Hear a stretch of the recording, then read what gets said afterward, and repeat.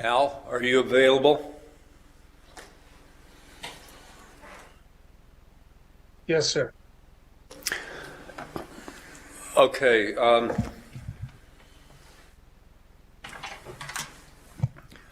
This is Bob Schiffmacher. I'm reconvening the October 6th.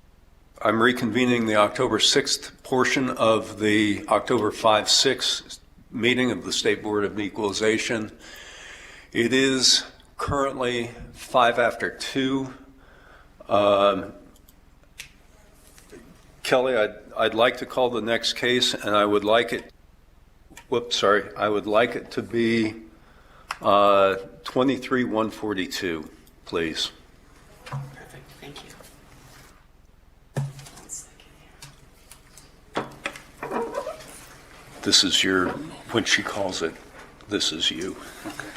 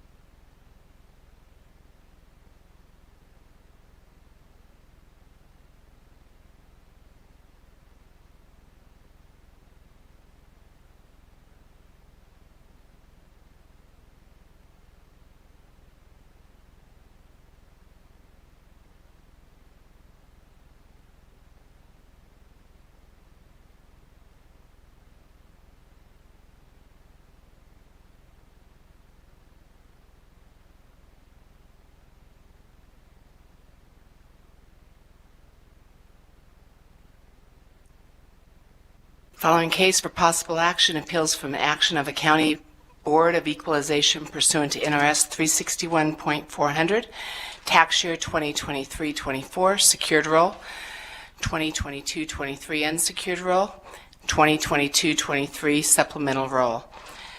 Case 142. SDI, or I apologize, the Entrust Group, Inc., Paul Mui Pollock. Thank you. Tim, I think you've got something.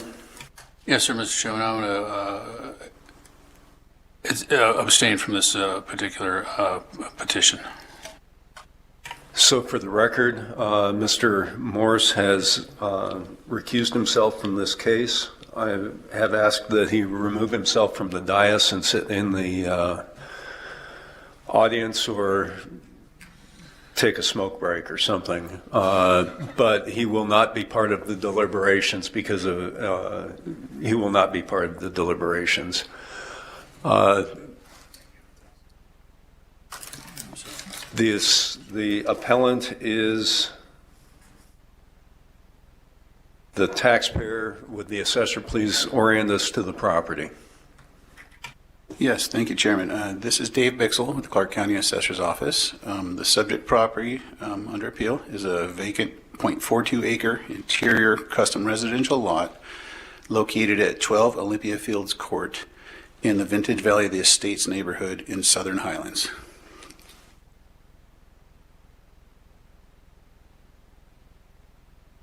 Is the appellant available? Yes. Paul Pollock, spelled P-A-U-L. Last name Pollock, P-A-W-L-I-K.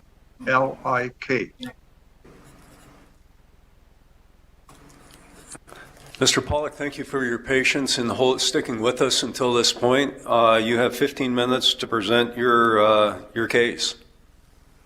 All right. First of all, I'd like to take a minute of my precious minutes to thank the board for the public service. I've watched you for the last 2 days, and it was arduous and very good work. I also like to thank your support staff, and they did a fantastic job. And I also like to thank the much maligned assessor's office, especially Dave Purcell, who's there right now, I believe, for communicating with me. Basically, we're talking about a vacant piece of property that is surrounded by three homes on three sides and the street up front. And the property was assessed by the assessor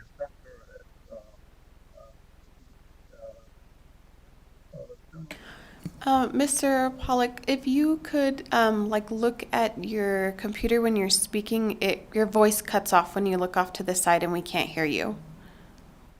I didn't hear that. I Mr. didn't Pollack, hear make that. sure that you speak into this microphone. Okay. We need to make sure that we can hear you here. Okay, can you hear me now? Yes, thank you. Okay, thank you. I'll turn on the microphone. Anyway, the assessor assessed the property at $703,000. Well, you're And, fading away again. The assessor assessed the subject property at $703,000 roughly. And the next door lot, which sold I think 45 days before the cutoff period, the right next door sold for $350,000. And at the time of appeal, I had this property in escrow for $350,000. So I'm always kind of perplexed, why there's a whole industry that tells me that my property is worth another amount rather than the market value. And in fact, when I go up to the recorder's office a lot of times, if I cut a good deal, I want to record a property, and they tell me, well, your value is too low. We have to go with the assessor's value. And my thinking is the further you stray away from the gold standard of market price, the murkier it gets. So sooner or later, you're going to end up in a swamp. Now, in looking at the comparable properties that the assessor used, I found that all of the properties were larger, and in fact, the assessor used three parcels, and I'll start out with the last one. The assessor's comparable for APN 191-06-216-009 sold in 2021 for $750,000. But the property is twice the size of my property. So I have no idea, how they can get to $703,000 when that property is twice as much. Then another property that they used was APN 191-06-216-009. And that sold in 21 for $750,000. And it is I'm sorry, I already gave you that number. The other one was 191-06-214-012, and it sold in 2022 for $800,000. But this property was 17% larger than, again, the property on appeal. These are all vacant properties. And the other property that the assessor used was APN 191-06-212-003, and that sold for $600,000 in 2022. And again, this property was 20% larger than mine. So from what I see, the assessor did not use the property next door that sold for $350,000, and the assessor did not normalize the assessment in relation to the market price of the properties that I read off that differed in size. And from where I sit, again, I think the closer we get to the market where you have somebody make an offer and somebody accept an offer in determining the market price, the better off everybody is. And if the county needs more money, they can always adjust the mill rate, or the state should adjust the mill rate. And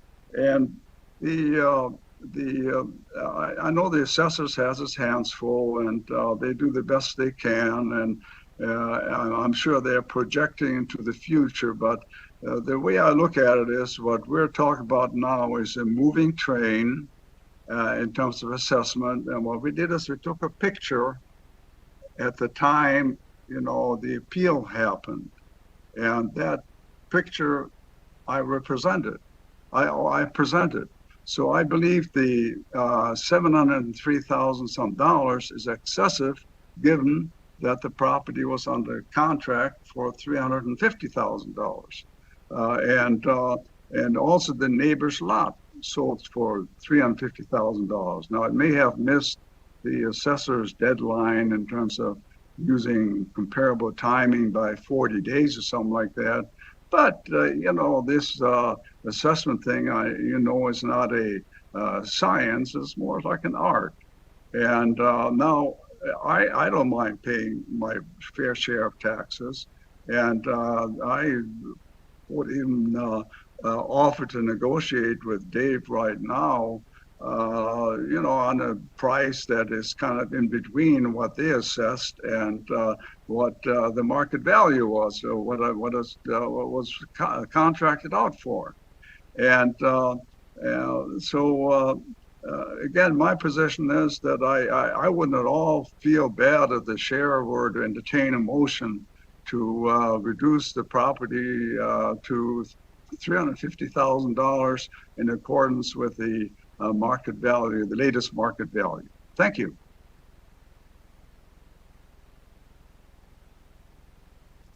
Board, do we have any questions for Mr. Pollack at this point, keeping in mind that we will hear from the assessor, and then Mr. Pollack will have an opportunity to rebut anything the assessor has to say, or have a concluding statement. Al? I've got a quick question. Mr. Pollack, did you state that your parcel was under contract at the time of the valuation? That's correct, and I presented that information to the County Board of Appeals, which they ignored. I gave them the, in fact, I gave them the escrow number, the escrow company, and Al, we have the purchase and sale agreement on page 44 of the record. Oh, okay. I apologize. So it did close. Mr. Pollack, has it closed? Yes, it did. Way after the appeals deadline expired. And I might want to add, this not all properties are alike. This property had a very significant burden on it. And that burden was that there was a no build fee assessed by the HOA.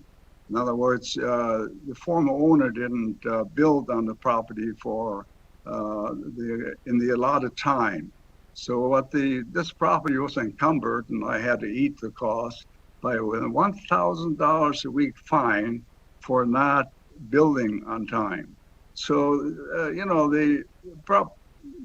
there's a lot of decisions that go into a market transactions. There are, in fact, many thousands of decisions.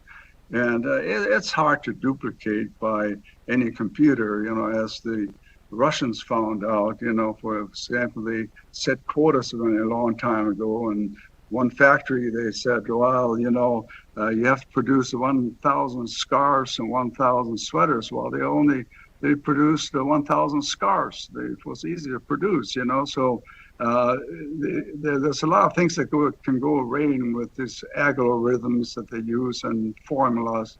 But the point is, I think the closer we get to the market value, the safer we are. And I know sometimes you have to look in the rearview mirror and you have to look ahead in your dash cam. But the fact is that, the market value should be the gold standard. Mr. Pollock, so you had indicated that there was a lien by the Homeowners Association for non-build. Did you pay that, or was it paid by the buyer? I paid that out of my escrow, and it was a big amount, believe me. So the amount that the property or the purchaser paid was the $350,000, and you cleared the outstanding lien from that amount. That is correct, sir. Is there any residual impact to the property subsequent to the close of escrow from that burden?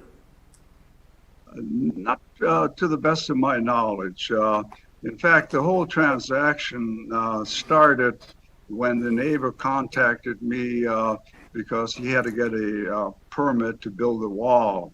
And we talked, and then he made an offer for my property because he wanted to use it, not to build on, but he wanted to use it more as a recreation area for his kids to keep them off the streets and keep them out of trouble.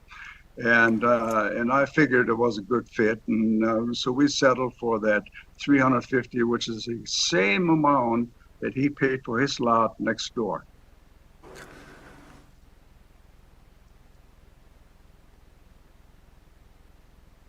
Okay, I'm formulating a couple of questions. Have you completed your discussion? Yes, I'm done. And again, I want to thank you folks for your public service. I'm not at all, alien to public service. I retired from the Air Force after 21 some years in government service. We appreciate your service as well. With that, I'll turn it over to the assessor's office for their presentation, not more than 15 minutes. Thank you, Chairman. Dave Bixel for the Clark County Assessor's Office. If I could refer you to page 63, you can see on the map there the location of the subject and the comparables. You see parcel 10 is the subject in pink, and in blue, parcel 9 is right next to him. So that's the neighbor who bought the subject for the $350,000. He actually purchased his property for $350,000, the same price, back in November of 2020, almost 3 years ago, is what this sale price was based on. And no doubt this was a distressed property. It fell victim to the market collapse in 2008, just like a lot of its neighboring properties. I mean, the original purchase price for this property back in 2006 was $625,000. There was a deed of trust taken out on it, and when the market collapsed, it was given back to the trustees. Fast forward a dozen years, in 2020, it sold at a treasurer's auction for $14,000 is when Mr. Pollock picked it up. There was a subsequent notice of foreclosure with the Community Homeowners Association for $160,000. So as he said, he met the neighbor and they agreed on a $350,000 purchase price, and that was back in August of 2021. That was based on the November 2020 purchase price of, which happens to be my comparable 8. So, I mean, first off, we're mandated to appraise using 361-227, which states that we are to appraise vacant land at full cash value. The best method in determining this full cash value, market value, is the sales comparison approach and in using arm's length transactions. And they're defined as a transaction between an unrelated seller and buyer. Each party acts independently and in their both interests. and it must be exposed on the open market for a reasonable length of time. So this sale that we're talking about that happened, it occurred after the appeal to the state board. It closed at $350,000. Was never exposed to the open market. It is not, I wouldn't consider it an arm's length transaction. But the transaction that was pending you were aware of it at the time that the property was being appraised for the tax year in For the question? 23-24 tax year. Super. Yes. So we're talking about a 2-year-old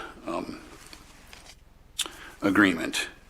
If I could refer you to page 59, it's our land sales grid on page 59.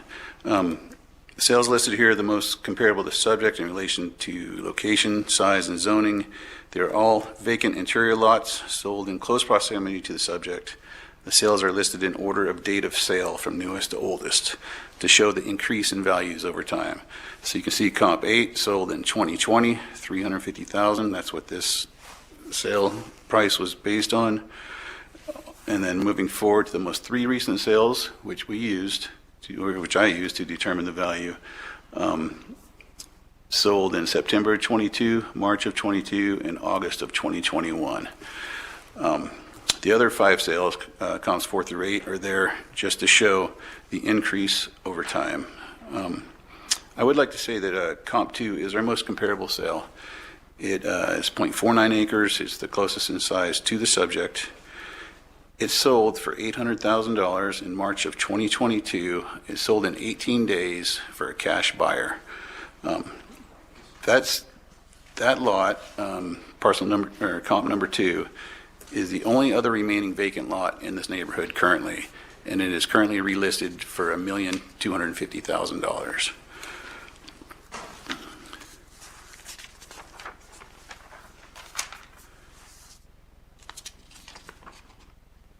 So you can see on page 60, it's our graph showing the sales price over time.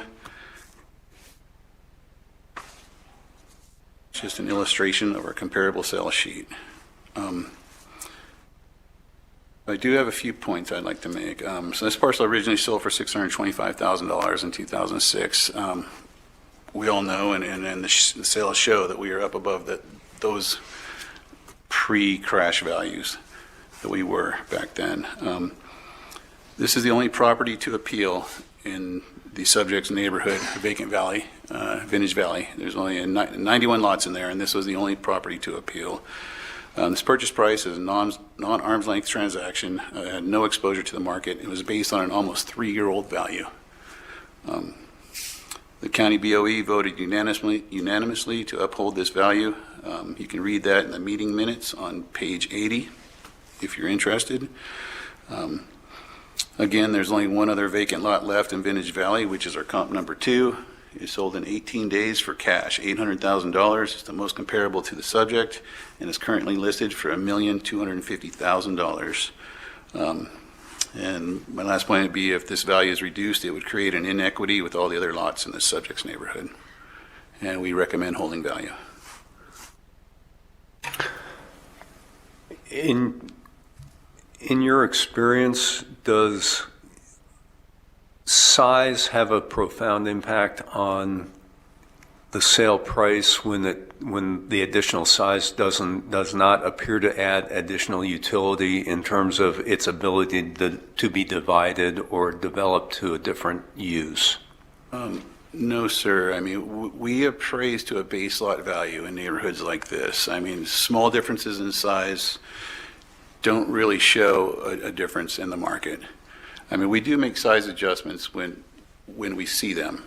We notice there is a difference in the market.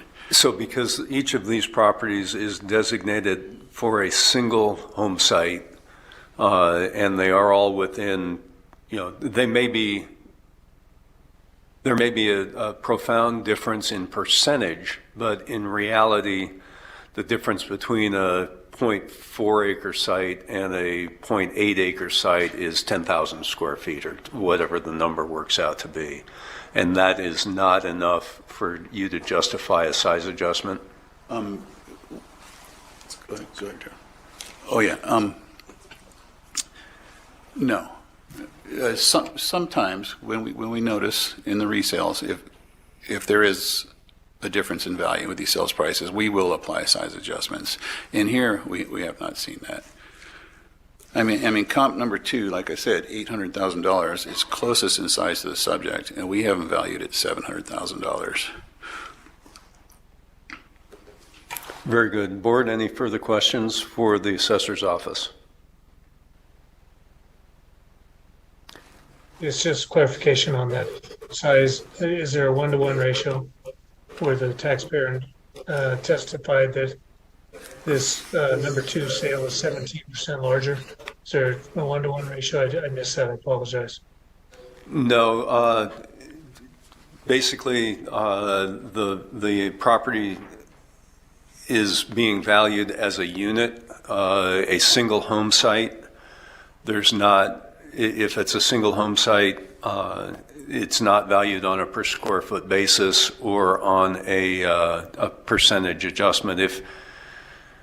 If this property was able to be divided, if one of the larger properties was able to be divided and had a different utility, different base utility, then there would likely to have been an adjustment. But because they are all designated as single-family home sites, that the additional size does not yield a substantially different utility, if I understand the assessor's analysis correctly. Okay, thank you. Board, any further questions? Mr. Pollack, if you would, we've got 5 minutes to either provide a rebuttal or a closing argument. Yes, I would like that. Now I've been glued to this computer for the last 2 days, and during yesterday's hearing, you had a Asian gentleman who complained that his additional lot size didn't matter because I guess maybe his view was obstructed or whatever. And you folks basically said, you're stuck. You have to pay the higher. You have to submit to the higher assessment because you have a larger piece of property. And I am not at all convinced that property that's 2 times as large as mine cannot be used, especially the current environment regarding mother-in-law's homes and whatever. And so I think it does have utility. And to just say that, the property half the size is equal to the property twice the size, that doesn't make a lot of common sense to me.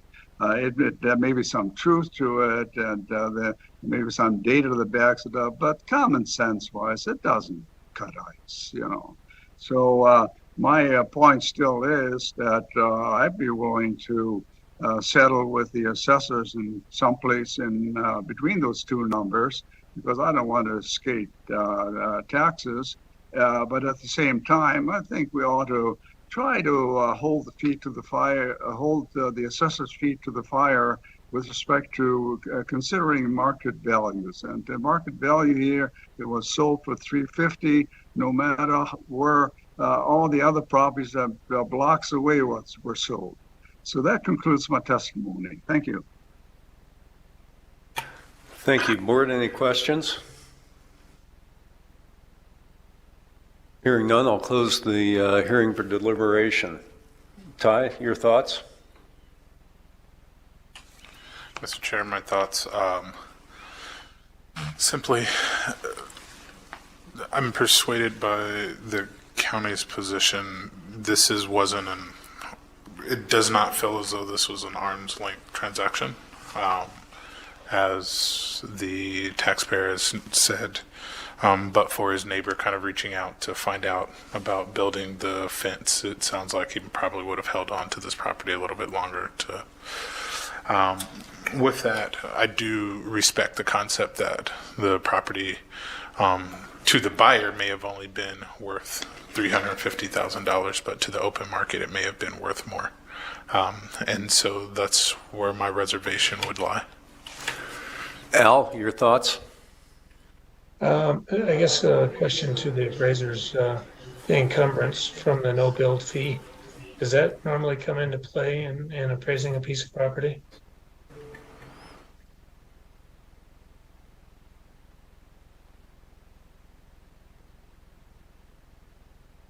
Oh, yes, these HOA assessments are fairly regular. I mean, all of these parcels have dealt with this over the years.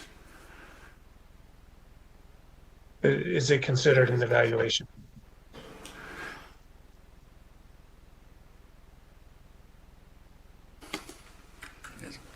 Daryl Kowalski for the Clark County Assessor's Office. It's not uncommon for these high-end custom home lots to have certain restrictions when they're sold to be built in a certain amount of time.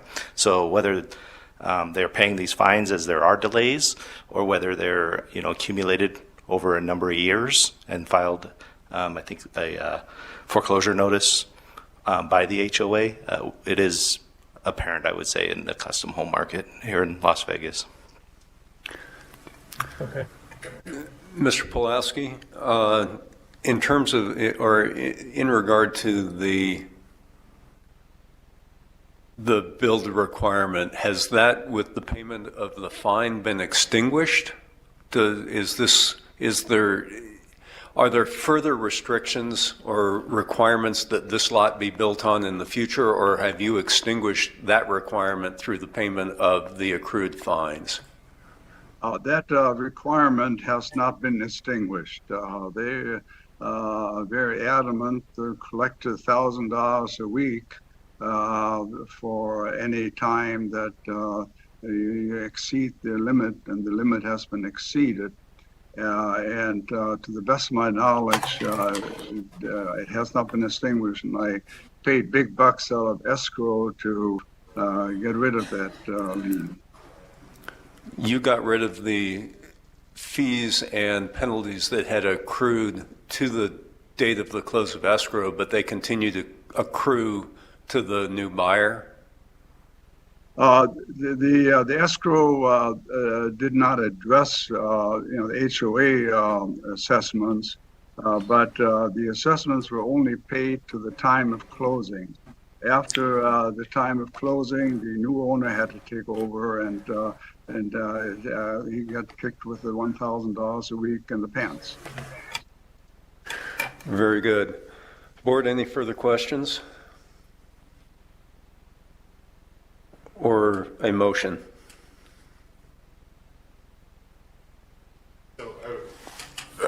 One quick question, again, to the assessor's office. I think Al asked this, but it wasn't clear to me. You do not take into account any liens against the property when forming value of a lot like this. So when forming value, we use vacant land sales. So those fees would be built into those transactions, like indirectly, I believe. So what you're saying is that I mean, property A, $100,000 has $20,000 in build fees. Normally, the person would pay $120 for it and to extinguish and get that. But in your determination of appraising the value or assessing the value, you do not take that into account, is what I'm hearing you say. I do not, but every one of these sales on our land sales grid is a vacant lot that has been accruing these fees. So that number is built in, I would think, into the sales price. So, Tyree, from an appraisal perspective, the comparable properties are adjusted to the subject's condition. So if the subject is unencumbered and the comparable is encumbered, it would be the impact of that on the sale price would be considered, and that sale would be adjusted downward because the total compensation would include that burden. The confusing issue here is that this is not only a comparable sale, but it's also the subject. And so if the comparable sale, when you're analyzing the comparable sale, has additional costs in addition to what is spent in escrow, then that sale price is adjusted upward to make it even to the subject. So in this case, that sale, if they are accruing, $50,000 a year in additional costs, the sale price was pushed down because of this additional burden by the buyer. Does that provide any clarity?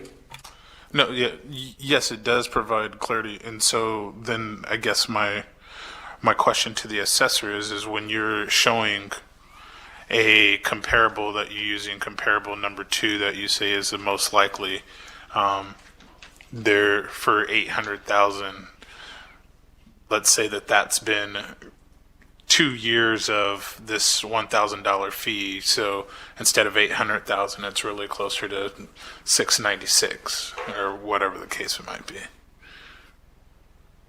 that correct? I do not know that. And we don't really dig into that. I think the only piece of information we know about these no-build fees is that the subject had been accruing those fees and continues to accrue the fees after close of escrow. And so somebody purchasing this property appears to be taking on a substantial burden by tying his wagon to this piece of property.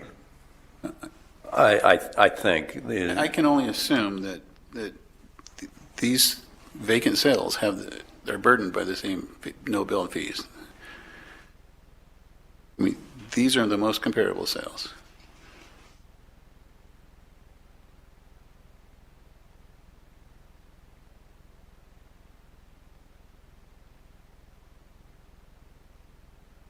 So the assumption would be that this sales price is what it is with day one and $1,000 fee per week from the date of close going forward. The buyer pays $800,000 for comp 2, knowing that he's got $1,000 per week to continue to pay until he builds something on it. I'm not sure we can draw that conclusion from the information that's available. Yeah, that's.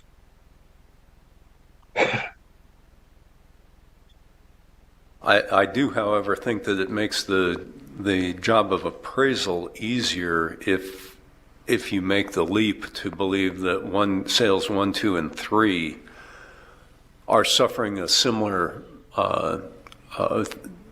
no-build penalty as the subject. Then we have 3 transactions which are within 12 months of the date of value, and therefore are somewhat probative of the value of the subject. Yeah, that's a good point.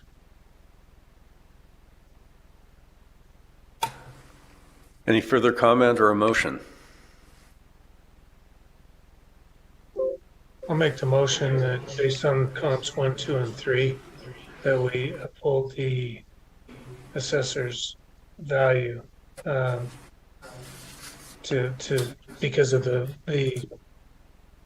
comparable sales seem to indicate that that's the current value. Do I have a second?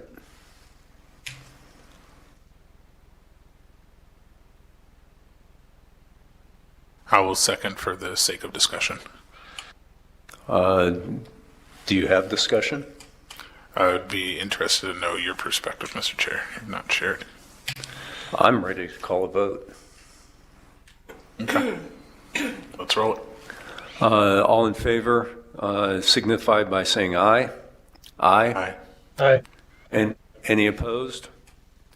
Hearing none, motion carries. Mr. Pollack, I do appreciate your patience with us. It, I'm sure, was riveting TV watching for you over the last couple of days. I do appreciate you sticking with us. Well, thank you very much. It was a pleasure, but just a quick comment. Your assumption that all the other people are stuck with the same amount of penalty is incorrect.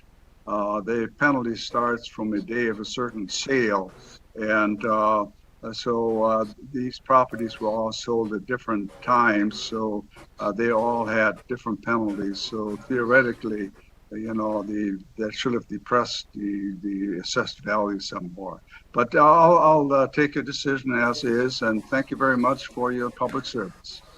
Well, thank you too. I appreciate the time and effort you put into preparing for this. Thank you. Mr. Morse, welcome back.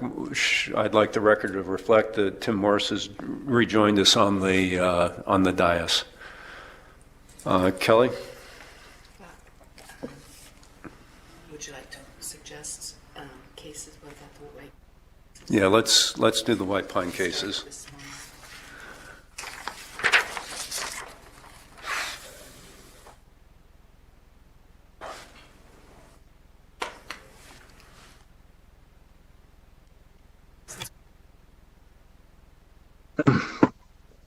Mr. Chair, this is Sam.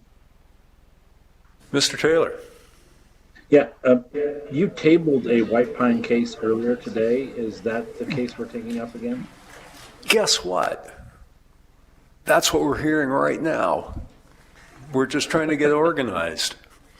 Okay, great. It's like you're clairvoyant. Or something. I think she's going to be calling the tabled case right now. Thank you, Mr. Chair. For possible action, direct appeals of valuations of years described on the notice of conversion of agricultural property pursuant to NRS 361A.273-2B. Case 185, State of Nevada Department of Wildlife. Notice of hearing is on page 182. Representative or Craig Burkett from the state is also. Okay, I think we can dispense with the introduction to the property. My understanding is it's a scattered pool of rural properties that had an agricultural exemption or accrual that was removed as the result of the sale. Burton Hilton, White Pine County Assessor. Yes, that is correct. At this point, the burden falls to the taxpayer as they are the appellant. If you would introduce yourself, affirm that you were sworn in, and present your case, please. Chair Schiffmacher, again, thank you. My name is Craig Burkett. I'm a Senior Deputy Attorney General for the state of Nevada. I have two clients, and that is the Nevada Department of Wildlife and the Wildlife Commission, and I'm here to represent them. I actually did not get sworn in. I apologize. I want to make sure that I complete that affirmation. Sam? Yep. Please raise your right hand, Craig. Do you swear to tell the truth and nothing but the truth? I do. Okay, you're sworn. Thank you. Please proceed. I just want to start by apologizing to this board and to Assessor Hilton. I was not here earlier this morning because I understood the casino cases were going to be the first order of priority for the board. I did attend all of yesterday's hearings, and like the former taxpayer or the prior taxpayer, I want to express my appreciation for the length of time and the difficulty of the issues that this board experiences, and appreciate the efforts to scrutinize each case. I hope this case is going to be much different and easier to decide for this board.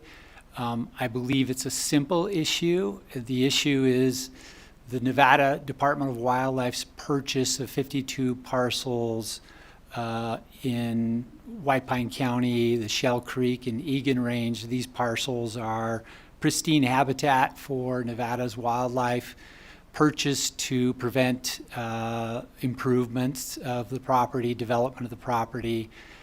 purchase was specifically for the purpose of maintaining its agricultural use as existed at the time of the purchase of the properties.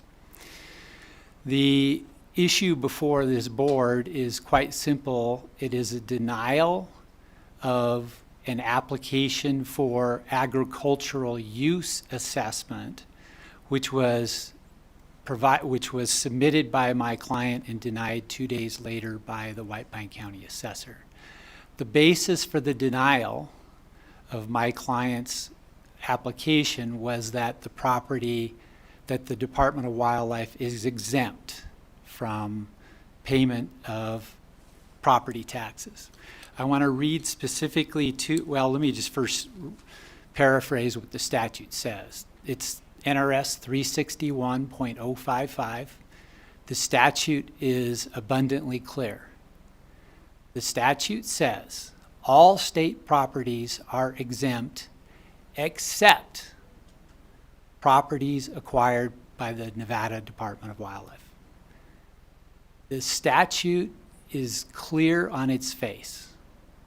The only reasonable interpretation of this statute is that NDOW is not exempt from the property taxes or the ad valorem tax under NRS 361.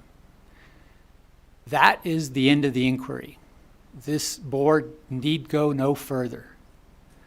The denial was based on the affirmation that NDOW is exempt from property taxation.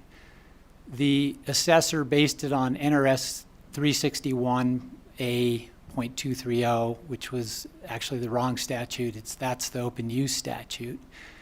The actual statute that would apply to disqualify properties for agricultural use is 361A.150. And both statutes say that if a sale is made to an entity or an owner, new owner, that is exempt, then that's a disqualifying event, okay? So if you sell to an exempt party, then you can no longer maintain agricultural use status. NDOW is not exempt. The statute is clear.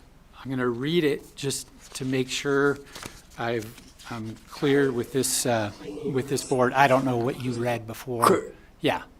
Craig, I understand, or I recollect that the statute's set forth in the file. Can you point us to a page? Yes. So it's 12. page 2 of my letter, which is dated July 13, 2023.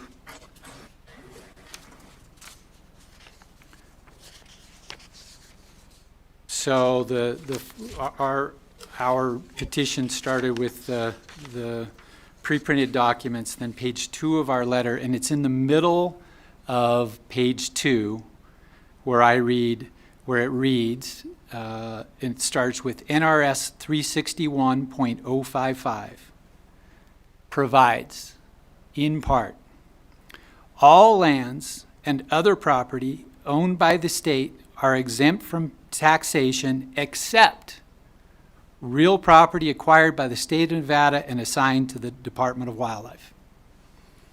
So the end of the inquiry is there. The denial was based on the fact that NDOW was exempt. NDOW is not exempt. I just read the case file that was provided just before the hearing, and I see now that there's a response from the assessor. The assessor basically says, well, NDOW is not really paying an ad valorem tax because they're taxed in a different way under the statute. And Part 2 of the statute, subsection 2 of 361.055 says, well, here's how NDOW is going to pay the tax. It's going to make payments of the applicable tax that was being paid at the time NDOW acquires the property, and then that tax is frozen in time. That's what 361.055 2 says. So what it says basically is Endow pays a different rate than other taxpayers. And the assessor says, well, no, that's not really an ad valorem tax. Well, that doesn't really matter because the basis for their denial was that Endow is exempt and they're not exempt. But even if it were not a true ad valorem tax, what is it then? It's not a sales tax. It's a payment that is based on an ad valorem tax that was being paid at the time Endow acquired the property. There are all different kinds of classifications in ad valorem taxation. There is open land, there is agricultural land, there is commercial land. There are different schemes that are set up under our ad valorem tax statutes for various uses of the land. Here, the legislature decided because Endow's use of property is valued, because Endow, of course, is your wildlife agency. We're going to maintain these pristine pieces of property for future generations, and we want to tax it at a different rate. And that's the rate that was set in statute.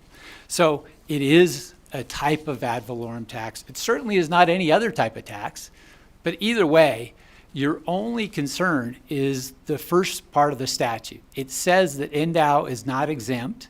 The denial was based on the claim that Endow is exempt. That is facially clear. There's no vagueness or ambiguity in the statute. You're done. That's the end of your inquiry. I do want to make one more point.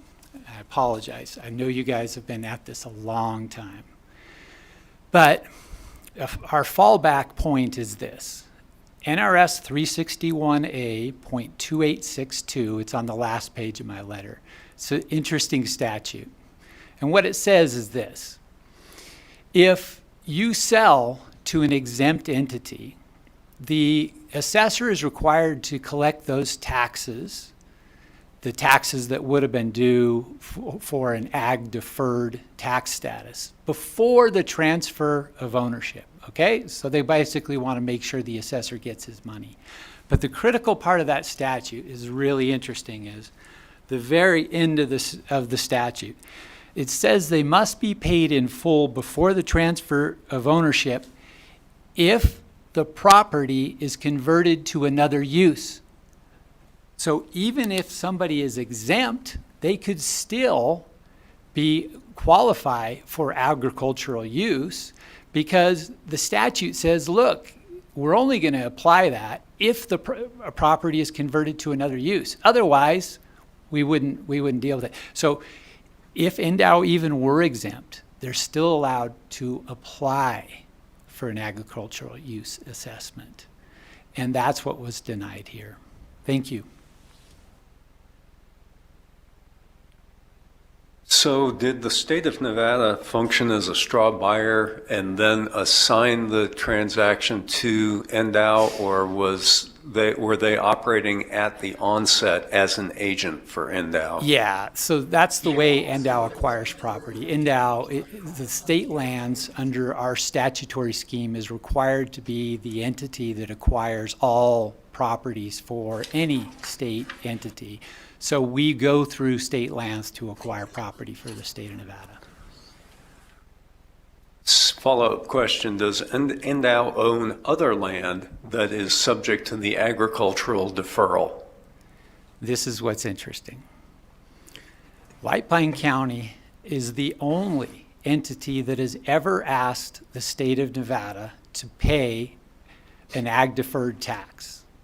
We have never encountered that, but yes, absolutely. We, the state of Nevada, the Nevada Department of Wildlife, I apologize, holds multiple pieces, including in Ely, in White Pine County. The Steptoe Wildlife Management Area is under grazing. It is being grazed presently. The parcels that were purchased as part of this Blue Diamond purchase are being incorporated into the Steptoe Valley Wildlife Management Area as grazing properties, and they are grazed. And the Nevada Department of Wildlife holds multiple properties that are in grazing assessment throughout the state. So the answer is yes. Thank you, Board. Any further questions for the petitioner? Hearing none, you're up.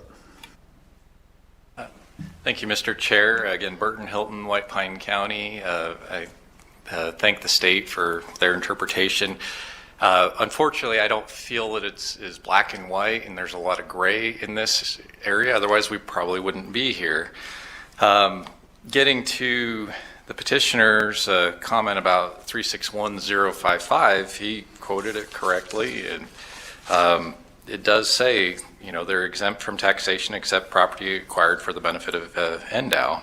The subsection 2 on that says, in lieu of payment of taxes, which is a critical part there.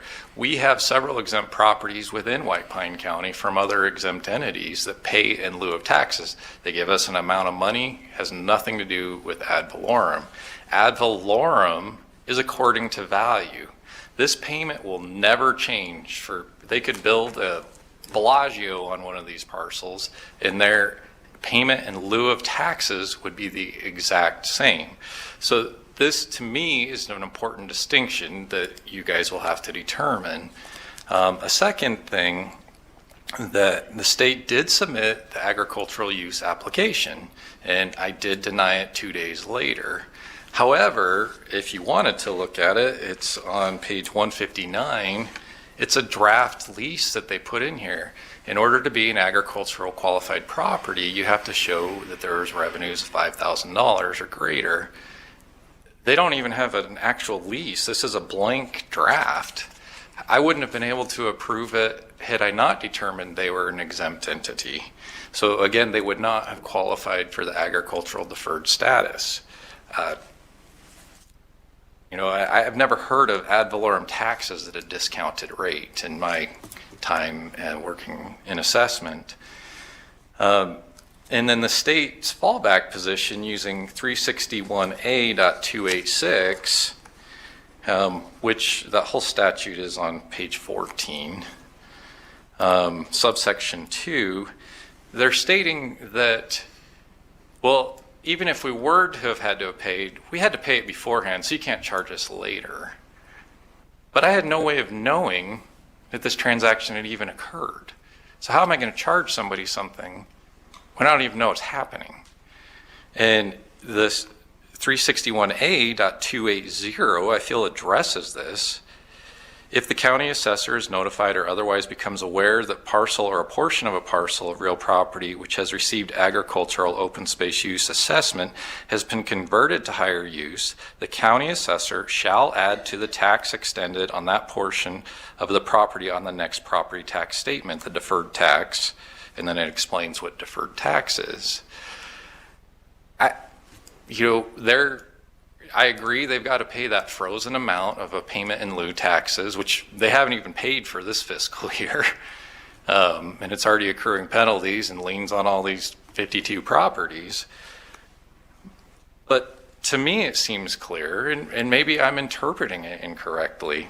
Higher use defined by the statute is any other use other than agricultural use or open space. We don't have any designated open space use in White Pine County other than our golf course.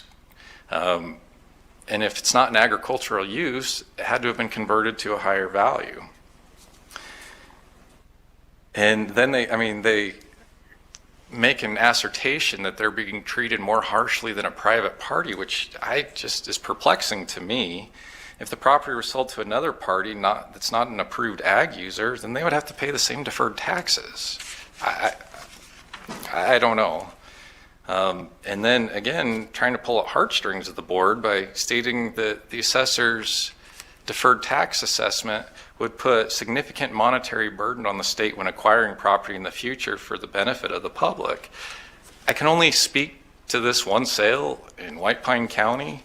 It was a 5.1% increase compared to their total purchase price. I think this is a very interesting case for the board to make a determination on. It's gone through, obviously, our district attorney's office, and they came to the same conclusion. I think it's great what the state is doing, and I love the open space. I love White Pine County and where I live. But the way I interpret this deferred ag tax should be applicable in this case. That's all I have. Thank you. So what is the higher use that this was converted to? Burton Hilton for White Pine County, Mr. Chair. It would be a regular vacant land, like a 120 code that we would use for all other acreage lands in each of these areas, and valued similarly to any other vacant land in these areas. Is the land that is occupied by the balance of the refuge ag deferred? That is, no, it is not. It is, I don't have the land use code on me, but it's like a recreation land use code. It's one of the higher up land use codes. Are those properties paying this fee in lieu of taxes, or are they paying ad valorem taxes?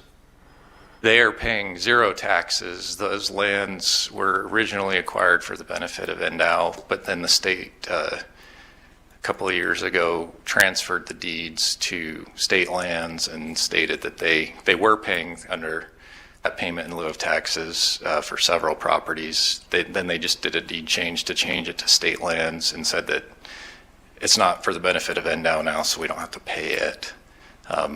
This one property that he did mention was acquired from an exempt entity before the state acquired it. This is going back like 15 years before my time, and I didn't do any research on that, though. Thank you. Board, any questions? No, sir. Have these Al, parcels, any questions? Yeah, do these parcels have a conservation easement applied to them when NDOW buys them? We could not understand you. I'm sorry. The question was, is when NDOW purchases these parcels, do they apply for conservation easements to where there's no longer any development allowed? Chair, I can speak to that. Go ahead. Okay. So there are various properties in the state that NDOW does create conservation easements on. Those easements, though, are created on private property by and large. So we will enter into a relationship with a private landowner. The most recent one was in the Ruby Mountains, where we bought property that was critical to habitat transition zones for mule deer, and what we would do is essentially pay them half the value of the property as a conservation easement, and then that agreement includes an agreement that they would not improperly fence it and they would not develop it. And then there's also different habitat arrangements where we can make sure that the habitat meets our expectations. But that's how a conservation easement works. Thank you. Board, any further questions for either party? Greg, you've got an opportunity for a 5-minute closing if you care to exercise that right. I won't use the entire 5 minutes. I do want to say this. The Department of Wildlife in White Pine County have gotten along and have done a number of wonderful things for the residents of the state of Nevada and White Pine County. And we will continue to do so. And this is just one of those things that we did. This is part of the success loop. It is a wonderful part of living around Ely that you can go and access these properties. And what these properties were purchased for was to allow future generations to be able to utilize these properties.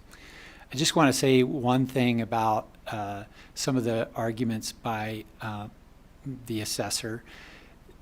We were not denied because we had improperly filled out forms that included grazing leases. We have worked on those grazing leases and we are getting them to them. We had actually wanted to work with White Pine County and the assessor on these and many other issues, but when we got the word that we would get a $250,000 bill, and we met with them twice to try and make them understand how the statutes are applied, and we got nowhere, we had to do what we're doing now. It's unfortunate. We are both subdivisions of the state of Nevada. We want to work together. We will work together in the future, but this is just an issue that we are at odds with, and we have to seek your help. Thank you.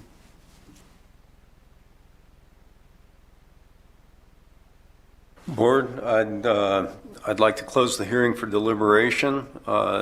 Does anybody have any thoughts?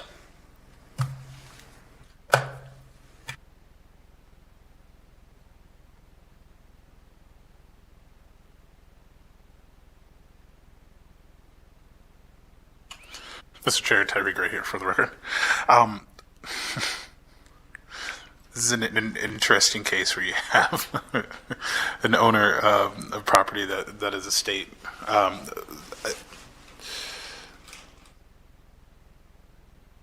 The DAG here for the state has put on the record that White Pine County is the only county that has ever attempted this, and so I guess during deliberations, as earlier you said, we were able to ask direct questions of those offering testimony to Mr. Hilton. Why is this unique to has White Pine County ever done this before? Thank you, Burton Hilton, for White Pine County. It's the first time that I've ever encountered it. Again, I love Endow. It's just the way I interpret this. But I haven't encountered this before.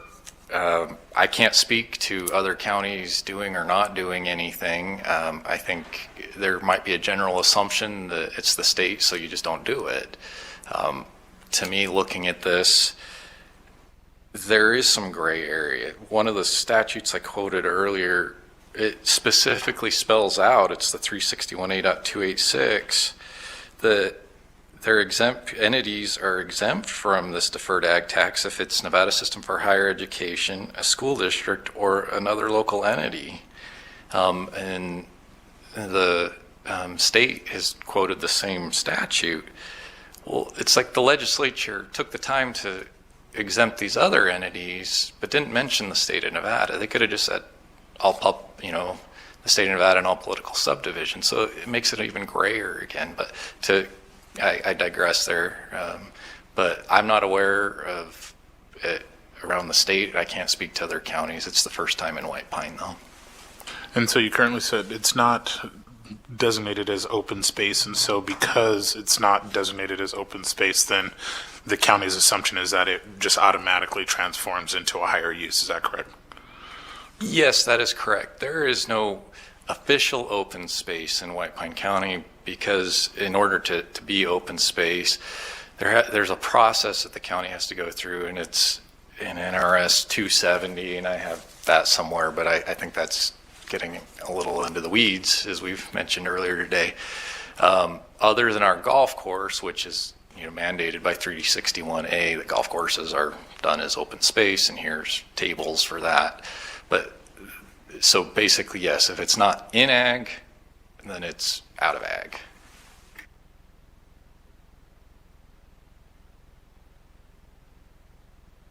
Any further questions or comments?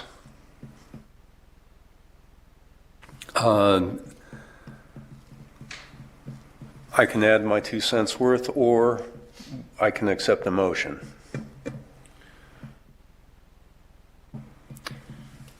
Your 2 cents, Mr. Chair. Okay, I'll give you my 2 cents. I don't believe that the Endow is exempt from taxation. It is a fee that's based upon ultimately an ad valorem calculation. It continues according to a scheme established by the state. I do not believe that an acquisition of this property by NDOT for the purpose that they've stated results in a change in the use. It remains an ag characterization, similar to, I think that if we were to look at this probably in generations to come, the use that we saw the day before the transaction is going to be the use that we see in subsequent generations. And so it is my feeling that the denial of the exemption in this case was inappropriate. And I would, for those reasons, recommend that the board make a motion to are we hearing this initially? Yes. So I would make a motion that we accept this as an ag deferred property and reverse the assessor's decision to collect the back taxes. I second. All in favor? Aye. Aye. Any opposed?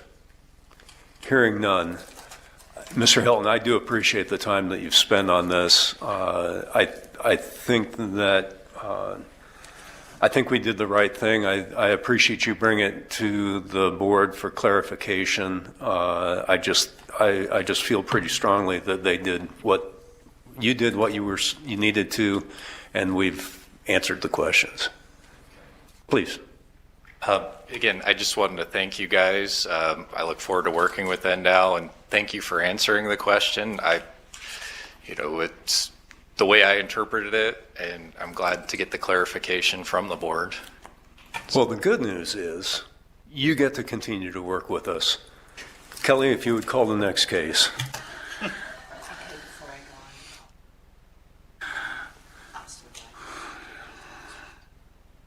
Just be sure you buy a fishing license. Say that again? All of those have been removed. Gladwell, all of these have been returned. Okay.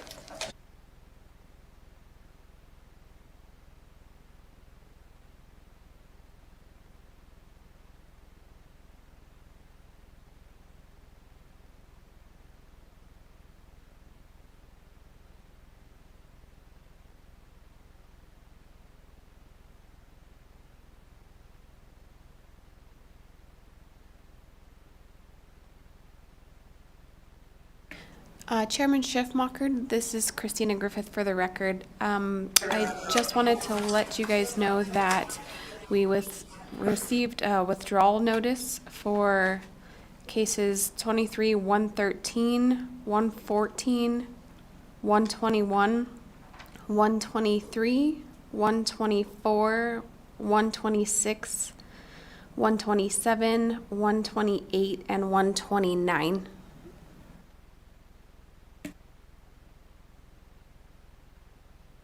Thank you very much, Christina. That's just what we were talking about. Yeah, let's finish up with the cases that we have on White Pine.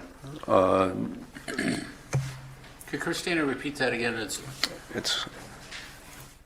Christina, can you repeat those numbers, or bear with me? I'm just gonna. It's everything that's circled except this one. Thank you. I think we've addressed that. Kelly, if you would call the next White Pine file, please.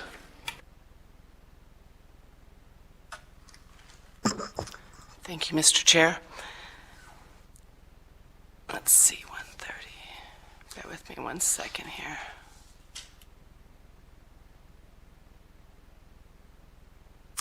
Appeals from action of a county board of equalization pursuant to NRS 361-400, tax year 23-24 for secured roll and 2022-23 for unsecured roll. Like to call case 1. Bear with me.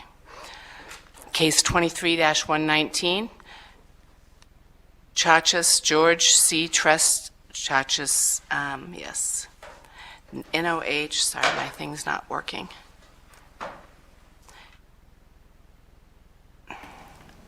Just to be sure, Mr. Chachas, if you are on the Zoom, if you could raise your hand, or if you're on the telephone, if you could hit *9. The NOH notice of hearing on that is on page 121 of your package. It does not appear that we have the taxpayer present. Mr. Hilton, if you'd orient us to the property, we'll call for the taxpayer one more time, and then you can present your information if he's not available. Burton Hilton for White Pine County. Thank you, Mr. Chair. This appeal is a consolidation of 17 county cases into one appeal. And all these parcels are in and around Ely, and they're a mix of commercial, vacant, and residential. They all have the same argument, so that's why they were combined at the county level. I have information from the county record if you want me to go into more depth on any of the parcels. We had the same appeal from the same individual last year that made it to your body as well. So to refresh my memory, this is a variety of properties that the property owner is alleging are misvalued because of relying primarily on a sale of properties by the county? Yes, Mr. Chair. The county sold 2 different parcels that he has discussed.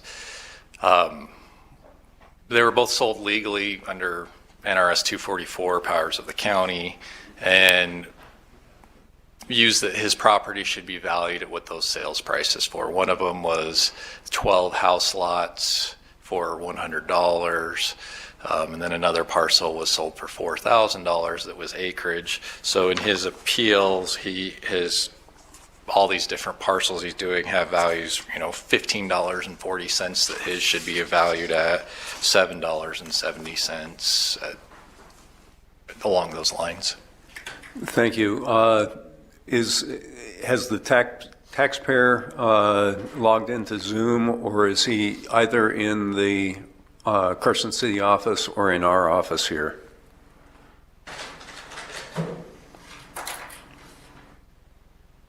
He is not here in the Carson office. And one more time on Zoom, if you are on there, if you could please raise your hand or hit *9 if you are on the telephone. And that is for George C. Chachas. With no response, I'll hand it back to you, Mr. Hilton. Thank you, Mr. Chair. Burton Hilton for White Pine County. As I mentioned before, the petitioner filed last year for the same allegations. It was upheld. The assessor's values were upheld by county board. It was brought before the state board. He did not attend last year, and it was upheld by the state board. Then we come to this year, same thing with the county board, and here we are at the state board. As I mentioned before, the county sold these lots under, well, one of the sales was under an economic development, part of powers to the counties granted by statute. Just because they sold it for $100, these lots, doesn't mean I'm valuing it that. They're being valued like every other house lot in the area. All the parcels that the petitioner has brought forth are being valued the same way that every other piece of property of similar characteristics and similar areas is being valued. He doesn't agree with the county commission's decision to do what they did, and he's used this as an avenue to express his frustration. Kind of here we are. I'm happy to answer any questions about this at this time. Board, keeping in mind that the burden of proof is on the petitioner, do you have any questions for Mr. Hilton? Terry Gray for the record. No questions from Mr. Hilton, but I would like to make a motion that we uphold the county's assessment of these properties. Second. All in favor signify by saying aye. Aye. Aye. Any opposed? Hearing none, motion carries. Mr. Chair, for possible action, appeals from action of a county board of equalization pursuant to NRS 361.400, tax year 2023-24 secured roll, 2022-23 unsecured roll.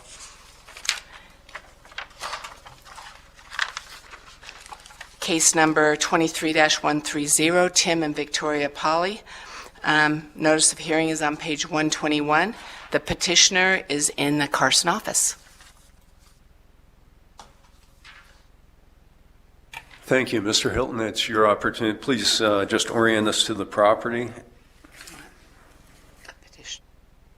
No, he has to orient us to the property, and then the petitioner. Burton Hilton for White Pine County. Thank you, Mr. Chair. The subject property is located at 1 Warm Springs Road off the Lackawanna Road, which is a little north of Ely, in Zone 05, open range, which allows for a large range of activities of mixed residential and commercial use. We have a property code of 200 on the parcel. It has a single-family residence, and it's on 21.85 acres. The assessor's office has the property is an average good classification for the new home. The parcel was created in a split 7 years ago. Is there other orientation you need? Are there improvements that are being assessed other than the single-family residence? Yes or no? Yes. Thank you.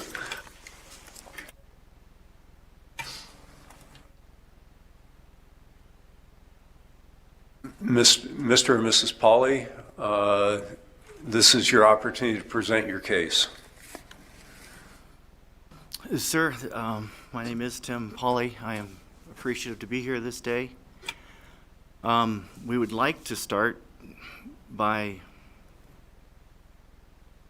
asking why Mr. Hilton was allowed to postpone this meeting when all we had asked from him in the beginning was to return from our business to be present during our assessment. We were denied. He stated in the Board of Equalization meeting that they were understaffed, but yet he has time to spend several days out of town at the State Board of Equalization meetings. During our Board of Equalization in White Pine County, we feel that our character was compromised. We have provided here some signatures of statement of honesty and forthrightness. These letters come from the top law enforcement in White Pine County, business owners, and the Nevada State former Director of Prisons. We also had, if you've read our case at all, you'd understand that there's quite a discrepancy in between Mr. Hilton's statement and our statement is the reason we are taken to these lengths. We had 2 witnesses in our office the day that Mr. Hilton's call was received. We have with us today 2 signed copies of the phone conversation that I supplied the Board of Equalization meetings that was quickly discounted by Mr. Hilton and the board who oversaw our appeal.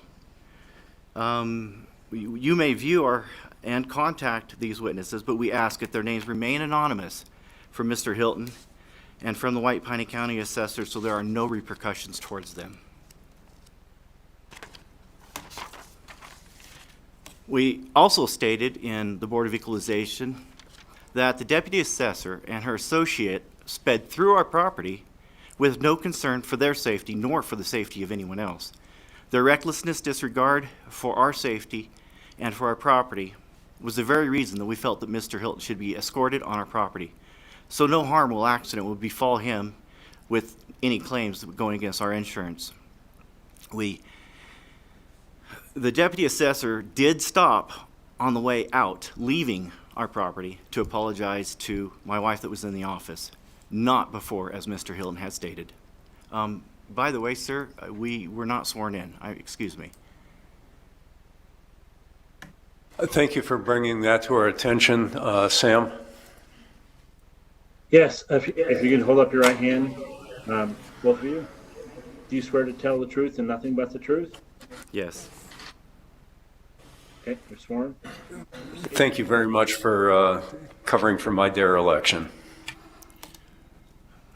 Now, continuing on, we personally, so part of our appeal to the Board of Equalization in White Pine County, their whole pretenses for our denial of appeal was because that we denied access to our property. But we have personally contacted 11 county assessors, but only 2 out of those 11 said they won't make appointments for accommodations of citizens. All others working with their citizens, and this statement is contrary to Mr. Hilton's statement in our Board of Equalization meeting, which was, by the way, recorded, and we do have a zip drive if you would want to see that. Let's see.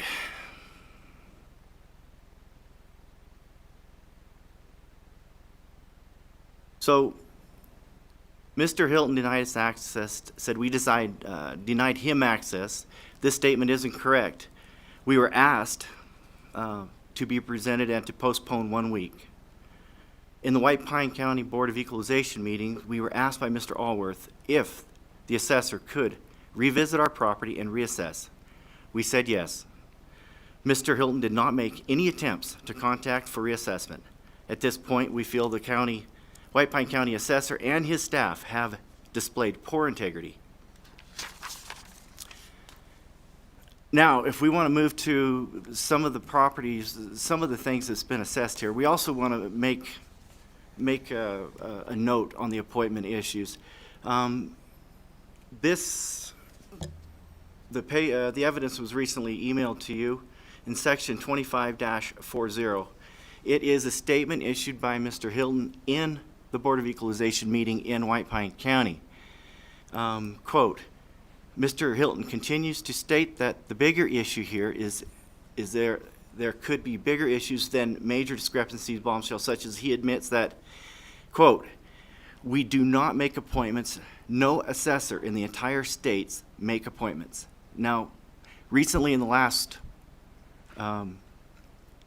meeting that you just had with the state of Nevada before us, he just stated that he can't speak for the other assessors or the other offices of the state of Nevada. Clearly, he did.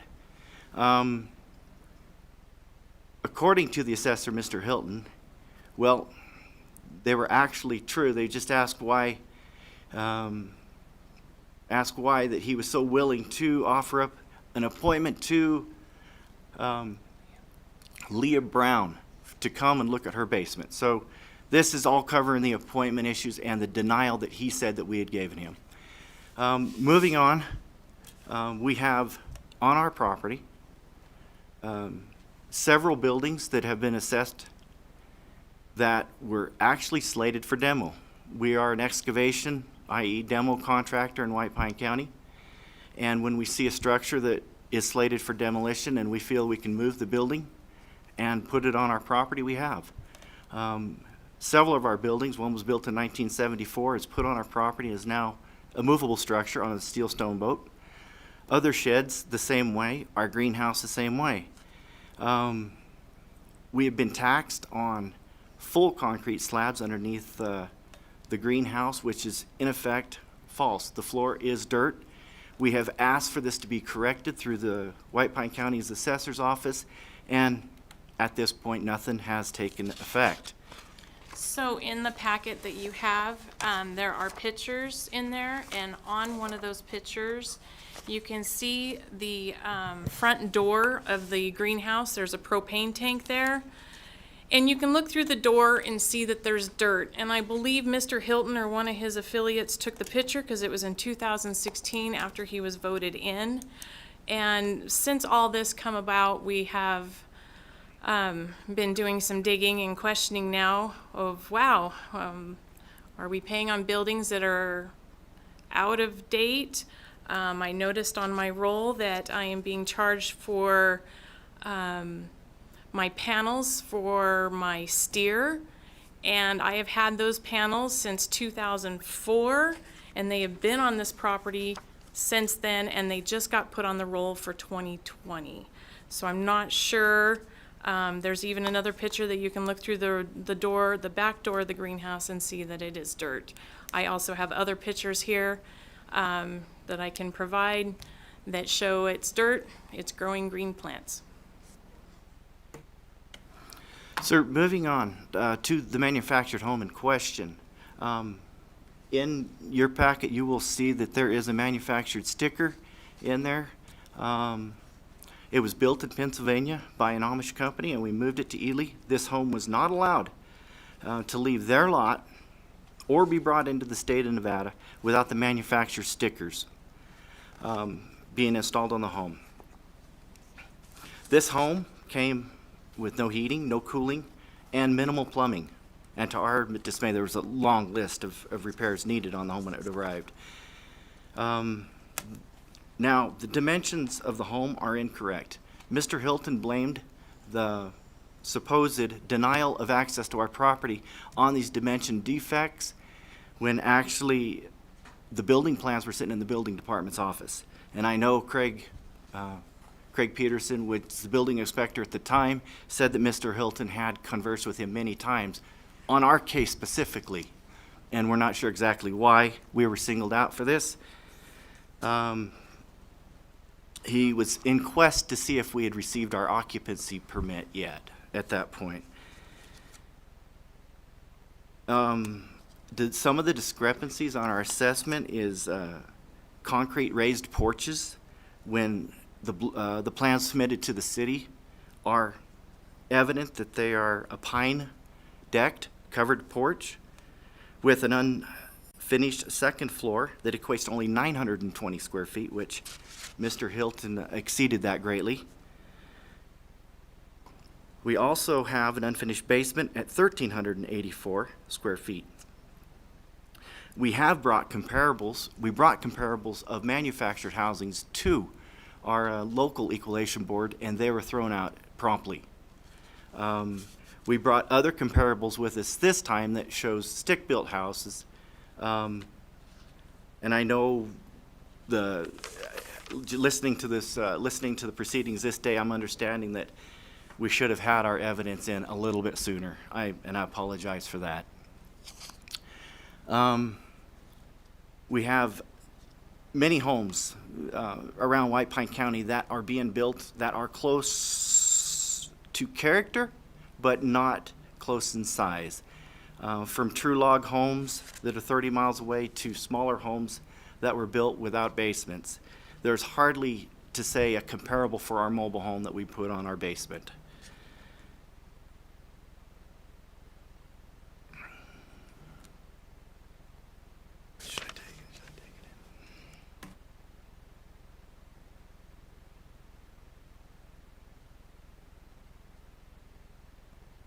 All right, so we also would like to, we'd urge this board, I know you're here to hear this one specific case, but we would urge the board to delve a little more deeply into White Pine County. You have 5 minutes. And look at some of the discrepancies. Now, there are a great quantity of properties owned in White Pine County by Mr. Hilton's family, which are all being unfairly assessed, in our opinions. We ourselves have been unfairly assessed. If you would look at our current tax rate in 20 to 21, we were at $1,400. 22 to 23, we jumped to 25 plus. $2,500 plus dollars in tax assessment, and with the installation of our home, we have jumped to $13,949 plus dollars. The only improvement on this property was a basement and a manufactured house set on top of it. There is a garage. Also, excuse me, my wife just reminded me. We do have a 40 by 46 garage. Those are all submitted to in the packet that we had before. So we hope that the board understands the travesty that is happening here, and you would take a closer look at the assessor and the staff currently running White Pine County. Our case should be enough to raise concern. Thank you, Mr. Chair. Thank you. Board, any questions for the taxpayers? Hello, Mr. Polly. Tyree Gray here for the record. So it is your testimony that you were willing to provide access to the property for the sake of assessment? Yeah, yes, sir, we were. And Okay, and so Do you have that in writing anywhere? How was that arranged? Via phone call, via email? When we were in this, in the local White Pine County Board of Equalization meeting, we were asked by one of the board members there if we would allow access to Mr. Hilton back to the property, and we agreed. And so that has not happened. How long have you owned this property? We have owned the property itself since approximately 2004, 2005-ish. We had to subdivide the property to sell off 19 acres of the property to recover from a bad decision. And we ended up putting another manufactured house on a basement on the far southern end of the property. Okay, thank you, Mr. Polly. One last question. What's in your documents for appeal? It has a space SBE 7 where it says owner's opinion and value of land, and you place NA there. Do you believe there's no value to your land?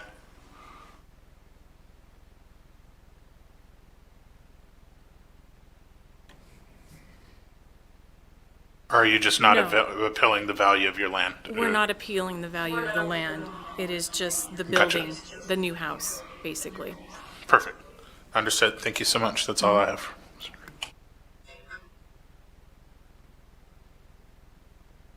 Mr. Hilton? Thank you, Mr. Chair. This is Burton Hilton for White Pine County. There were two issues with this. Mr.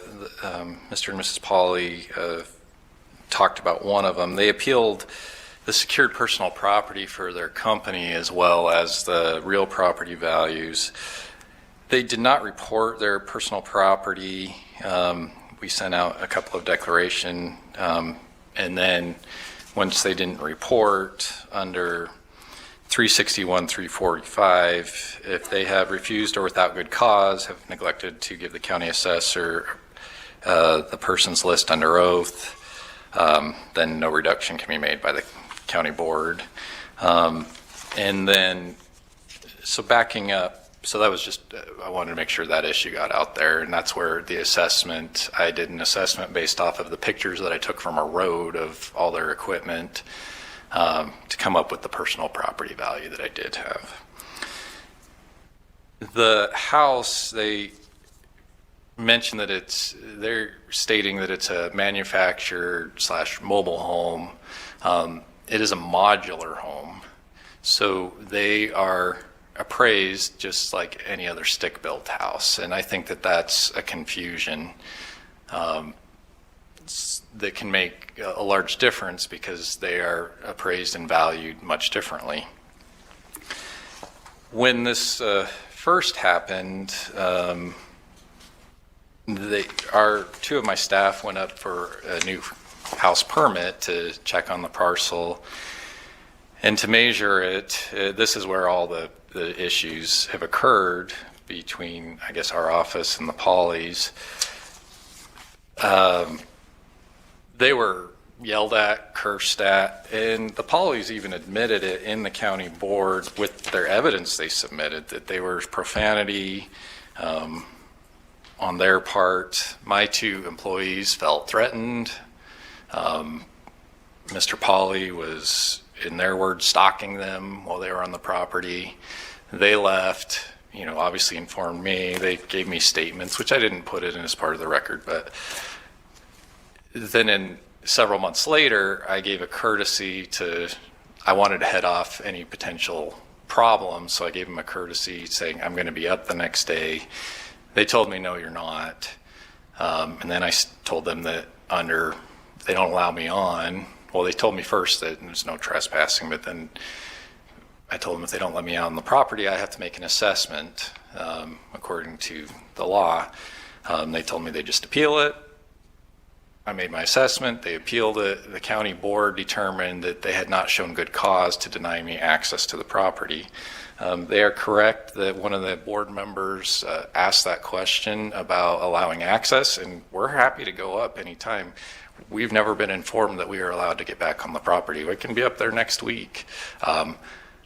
I will be there because I'm not going to send my staff to get harassed or to be intimidated, as was done in the past. There's no place for that, and public officials and staff members should not be subject to harassment while out doing their job. This is the venue for these things to be hashed out, not fearing for their safety on the property.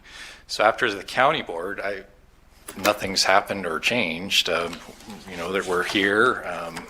I haven't introduced any new evidence. The petitioners haven't introduced any new evidence. I'm happy to answer any questions. They do have a number of what we call other outbuildings between concrete sheds, metal panels, Connex boxes, shops, that are all part of the existing record. But other than that, just happy to answer any questions, and I would just love for it to be resolved. Was this referring only to the single-family residence, the modular home? Did it come into the county as personal property? Thank you, Mr. Like Chair. a manufactured home? Thank you, Mr. Chair, Burton Hilton for White Pine County. No, it does have those stickers, but modular homes have that. I did a check 2 days ago. There's no title for this house, this modular house. It's just a stick-built house. That's how we appraise them. So it never appeared as personal property. It's always been real property. That's correct. The only personal property has been the equipment for their business. Great. Just one more distinction. There's a difference between modular housing and manufactured housing, is there not?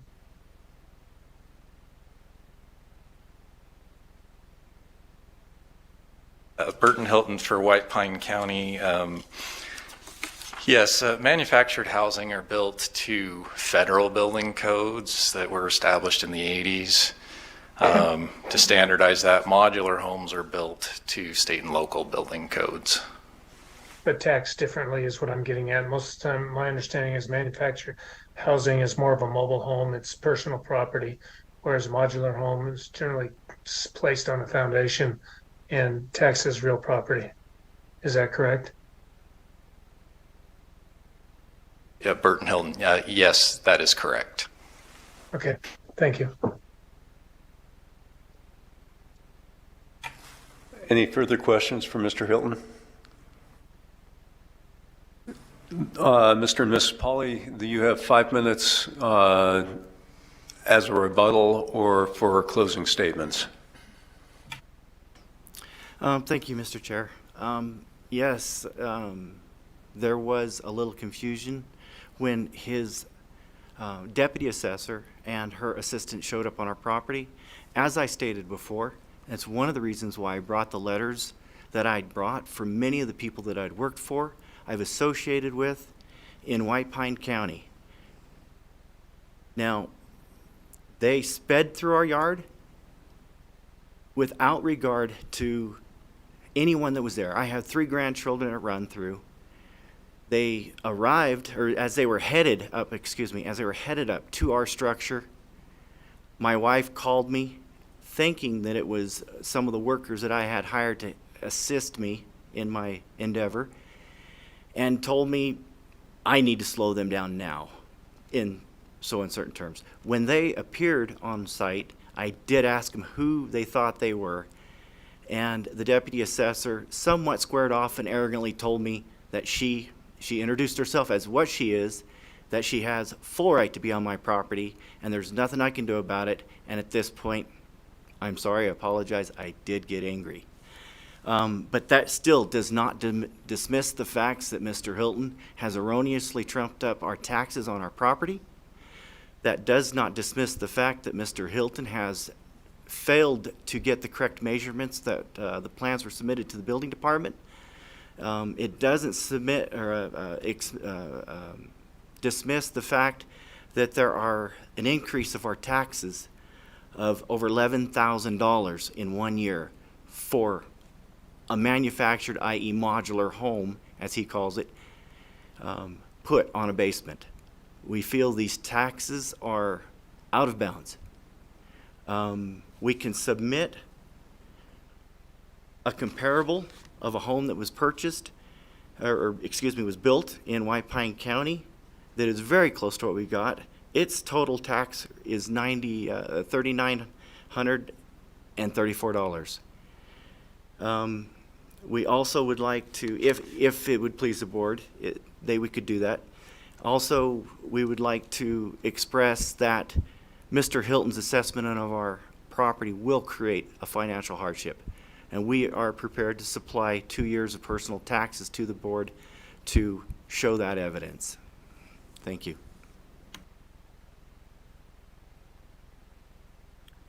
Board, any questions? Mr. Chair, no questions, just comments. So if we can switch to deliberation, I'd appreciate that.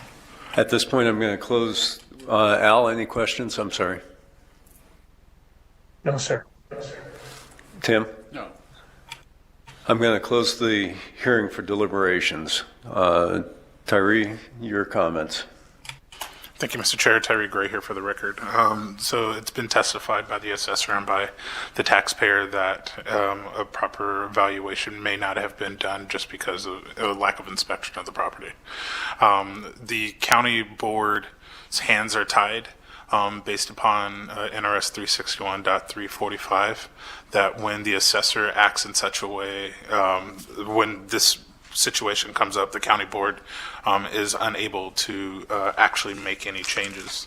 It would be my desire that we actually remand this back to the county board, but remand it and/or we punt this to our next meeting and allow for an actual evaluation be taken on the property, so that the assessor can actually see what the taxpayers have on the property, and the taxpayers have already agreed to provide access to the property.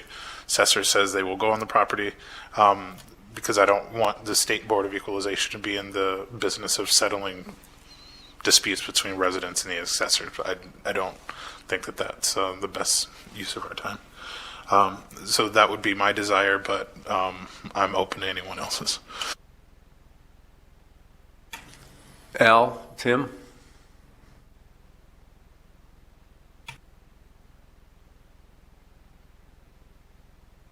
Yes, Thank you, Ms. Spear. Go ahead, Tim.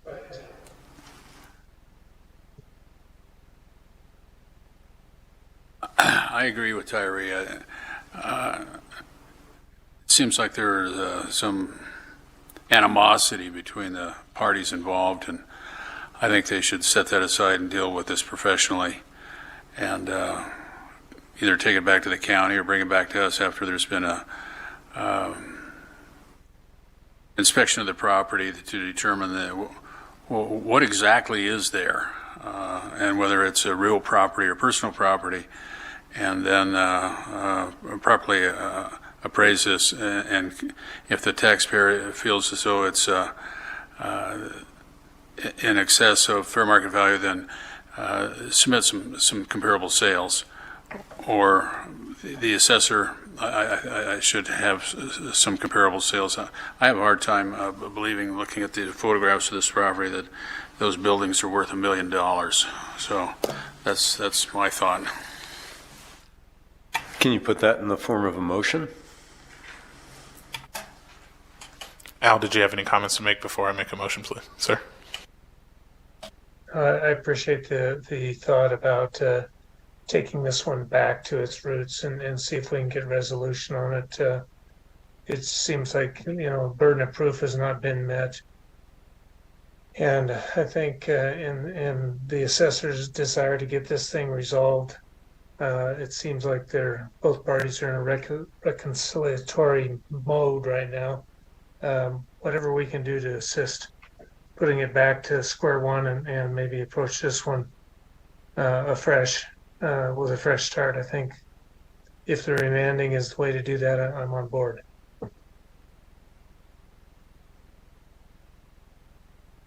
So what I might suggest is that the motion contain language that we will revisit this case in our late October meeting, which I think is the 25th or 26th.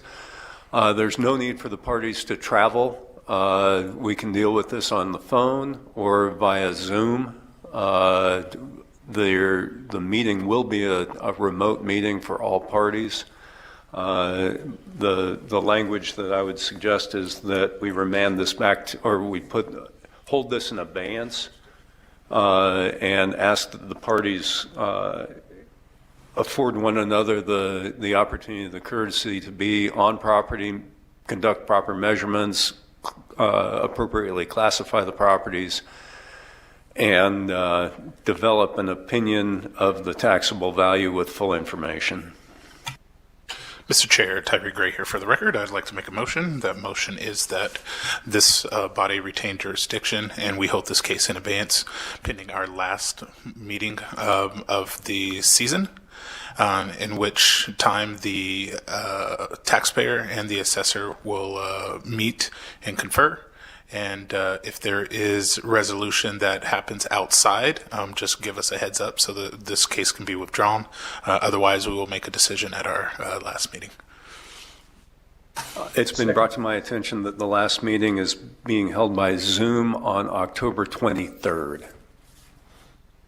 If you'll both make a note, please.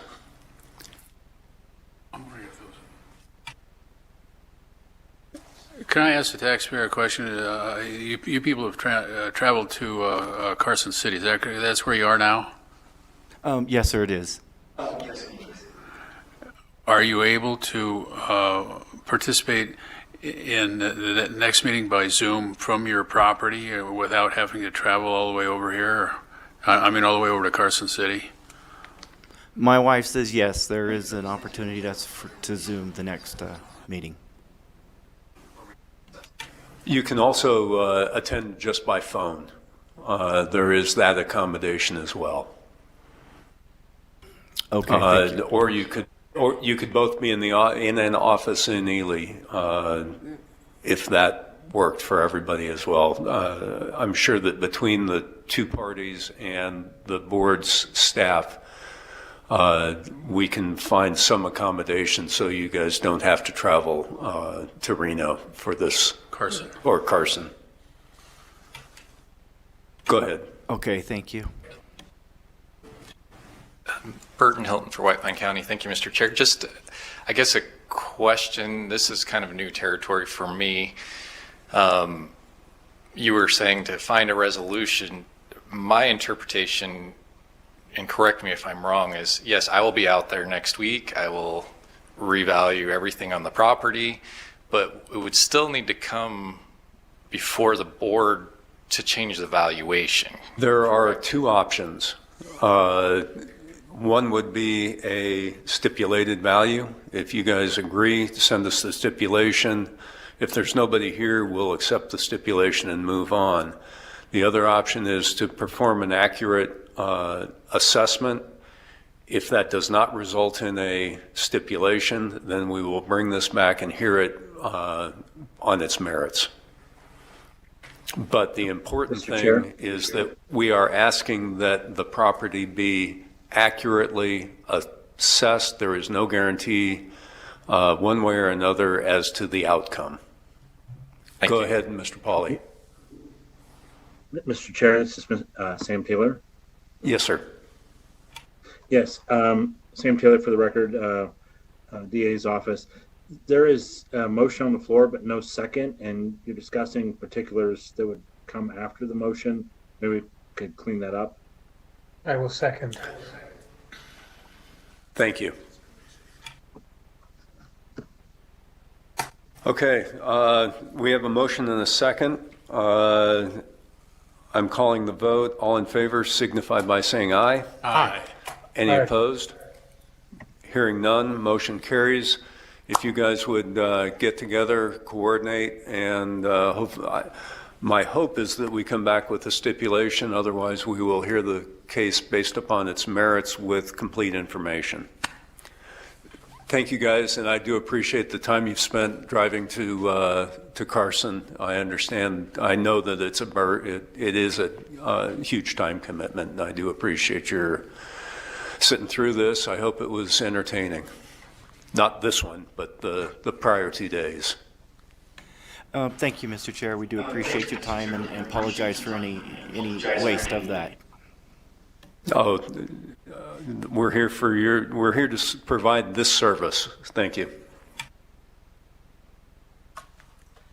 Mr. Chair, next case for possible action, appeals from action of a county board of equalization pursuant to NRS 361.400, property tax exemption, tax year 2023-24 secured roll, and 2022-23 unsecured roll. Case 133, Vital. There is a Representative John Fitzgerald, which we have. Notice of hearing is on page 48 of your package. Thank you. Mr. Hilton, I will let both parties know that we have to vacate this room in a half hour.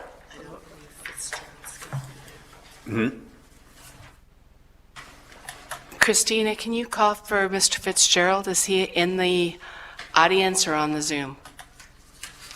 Yes, Mr. Fitzgerald, for Vital, if you are on the Zoom, if you could please raise your hand or hit *9. If you're on the telephone, I don't see you listed, so I want to make sure we're not missing you. In the interim, for the record, I'll note that Mr. Gray has been called away, and he will not be joining us for the balance of this meeting, but I hope to hear from him later in the month. Thank you. Our Thank you. taxpayer is not present on Zoom. Super. Mr. Hilton, introduce us to the property. After that, I will call one more time for the taxpayer, and then you can present whatever information you deem appropriate, and we will vote accordingly. Thank you, Mr. Chair. Burton Hilton for White Pine County. The subject property is located in McGill, Nevada, about 12 miles north of Ely. It's zoned M2, heavy manufacturing, which allows virtually any commercial manufacturing use on the property. We have a low quality classification for the property. The owner acquired the property at a treasurer's delinquent tax sale in 2017.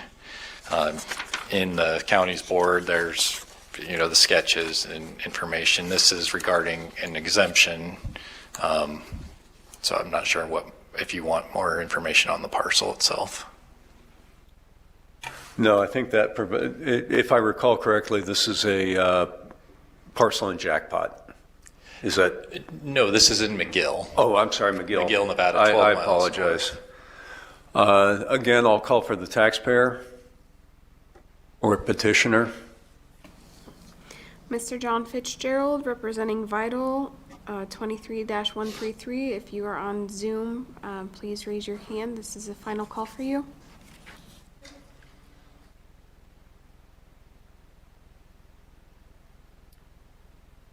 Hearing none, Mr. Hilton.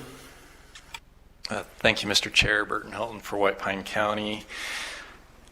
The taxpayer alleges that this parcel should be exempt from taxation because he had a 501c19 to be a veterans organization. As I mentioned before, he purchased it at a tax sale in 2017. Since that time, the water and sewer and power have never been hooked up. I'm unaware of anything that's happened in the building. His 501c19 has been revoked by the IRS. He's never filed an application to be exempt in our office. His IRS tax returns that I can find just appear to be bogus. At the county board, he rambled on for a long time. He was given ample opportunity to give his case, and he never brought up anything. His evidence doesn't show anything that he's doing for an exempt purpose in this building. I don't know what to do other than not make it exempt. Board, any questions? I'm assuming we've all read the file. No questions. Al? No questions. At this point, I will close the hearing for deliberations. Any deliberations or a motion? Yes, Mr. Chairman, this is Tim Morse. I make a motion that we deny the petition as the information submitted does not support the necessary action to change the valuation. So we are denying the petition for an tax exemption. Yes. Do I have a second? Second. All in favor signify by saying aye. Aye. Aye. Any opposed? Hearing none, motion carries. We have a few minutes left. One case left, Bentley. I do not think that we've got enough time to hear that before closing, unless, They were coming back with values. I cannot remember what the disposition of the case previous. No, I don't think we heard them at all.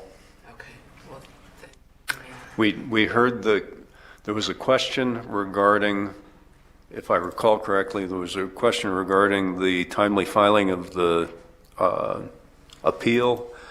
We determined that the appeal landed in the state's archive and was not retrieved. And so we accepted jurisdiction, but then the next step would be to hear the case in its total. And we just don't have time, I don't think. the board had requested information document sent. I don't know what that document. If you guys would like you're- this on the record, Kelly, your mic is off.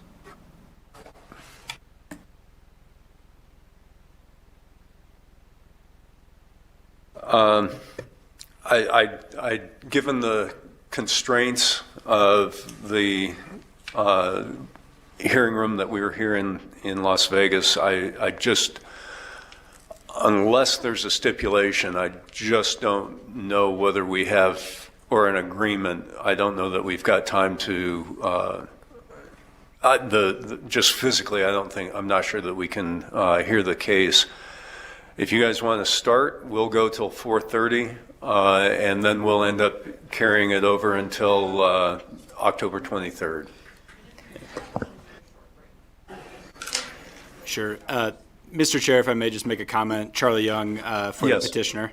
I will unfortunately be far abroad October 23rd, and it'll be the middle of the night when this case is continued to. So I suppose I would appreciate the opportunity to make opening remarks since I will be unable to on October 23rd. I would be happy to entertain those. If you would care to introduce the property, and then we'll go to opening remarks, and we'll go right up until the deadline. Do you want me to read it? I Yes, apologize, please. Chairman Schiffmacher, if we could just take a quick 2 to 3 minute break for the court reporter's hands. We can jump right back on as soon as she stretches her fingers. Okay. We need to give the petitioner his 15 minutes. And so stretch, and we'll be back in less than, or in about 5. 3 minutes. Mr. Chair, Bob? Yes, sir. Yeah, the next case is the Bentley case, correct? Yes. Okay. We thank have you. not called it yet. She's No, going right, to call Right, I just want to type it in my notes, that's all. it is going to be the Bentley case. How do I get this over here?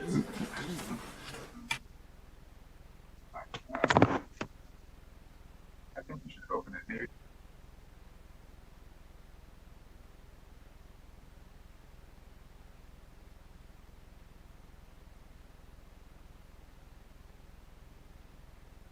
Hi, Trent. I see you have your hand raised. Oh, hi. I was just going to make comment to the chair that, yeah, it's going to be very difficult to get this in within 30 minutes, but if he just wants to hear the opening statement from the petitioner, I'm fine with that, but there's no way we're going to be able to get through everything by 4:30. Okay, thank you for that information, Trent. Thank you.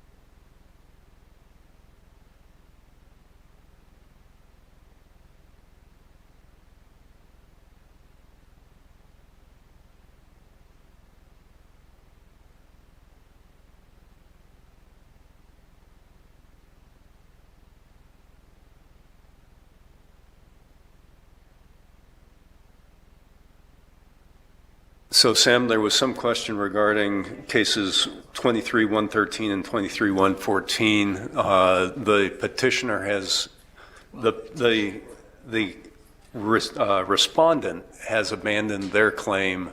The assessor is withdrawing the appeal.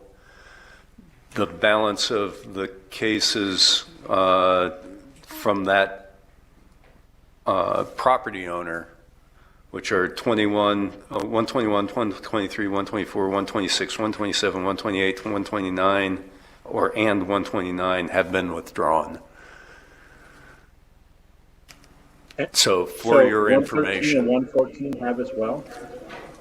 they will be withdrawn as soon as the paperwork's filed. Okay. Is that correct, Marianne? Yes, I believe we have to be the ones that formally withdrew them because we were the ones that filed on behalf of the petitioner. So I'm willing to just testify that we're willing to withdraw them if they're fine with not moving forward. But if I need to do paperwork, I can do that on I don't Monday. think we need testimony. I think we need the paperwork. No problem. And then, yeah, it'll probably arrive on our desk on the 23rd that those have been withdrawn. Correct? Okay. Okay. Christina, do we have a court reporter back? Yes, we do. Or notified? Okay. Okay, Kelly, if you would call the Bentley case, please. For possible action, appeals from action of a county board of equalization pursuant to NRS 361.400, tax year 2023-24 for the secured roll, 2022-23 for the unsecured roll. Case 183, Bentley, Nevada, LLC. Notice of hearing is on page 121, and Representative Charlie Young.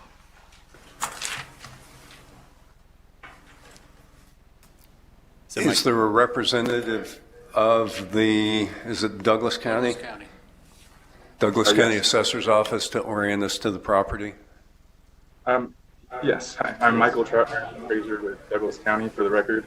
I'm here with Trent Dolan, Douglas County Assessor.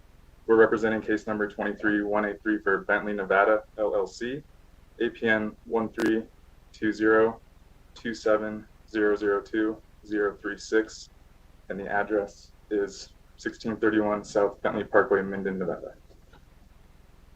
For the property description, the subject is a 3-story, above average, 266,955 square foot Class A industrial engineering building built in 2000. The property is 26.62 acres, located off of Bentley Parkway, just 2.5 miles from Minden. It's surrounded by agricultural fields and elevated, which gives a view of the Carson Valley and Sierra Nevada mountains. Bentley has been fully operational since inception. The first floor consists primarily of manufacturing. That's enough. We were provided a complete orientation to the property. I just wanted to refresh everybody's memory. Mr. Young, it's your opportunity to present your case. Sure. Thank you to the board for your time. I know we're here late, so I will keep this quick. Myself as petitioner for Bentley, Nevada, which is now a Baker Hughes subsidiary, which was spun off from GE shortly after the construction of this building. We have submitted data, both a modified cost approach and a sales comparison approach, that point to a diminished value of the property that has gone below the Nevada stipulated cost approach. And we believe that the reason for this is one, because this facility was built to be an operational manufacturing and headquartered space when it was originally constructed, being a standalone company as Bentley, Nevada. As mentioned in, I believe, 2002, shortly after the construction, they were acquired by GE and then more recently spun off. So this is no longer a self-sufficient manufacturing headquarters facility. It is a subsidiary of a much larger company and doesn't really have the shared services needs of a standalone operation. So as the assessor mentioned, there are 2 functional stories. There's a 3rd-story penthouse, but there's 2 functional stories on the property, split roughly half and half, with the first floor being a 14-foot manufacturing space. and then the second floor having 14-foot wall office space. So roughly half and half, slightly more manufacturing space than office space.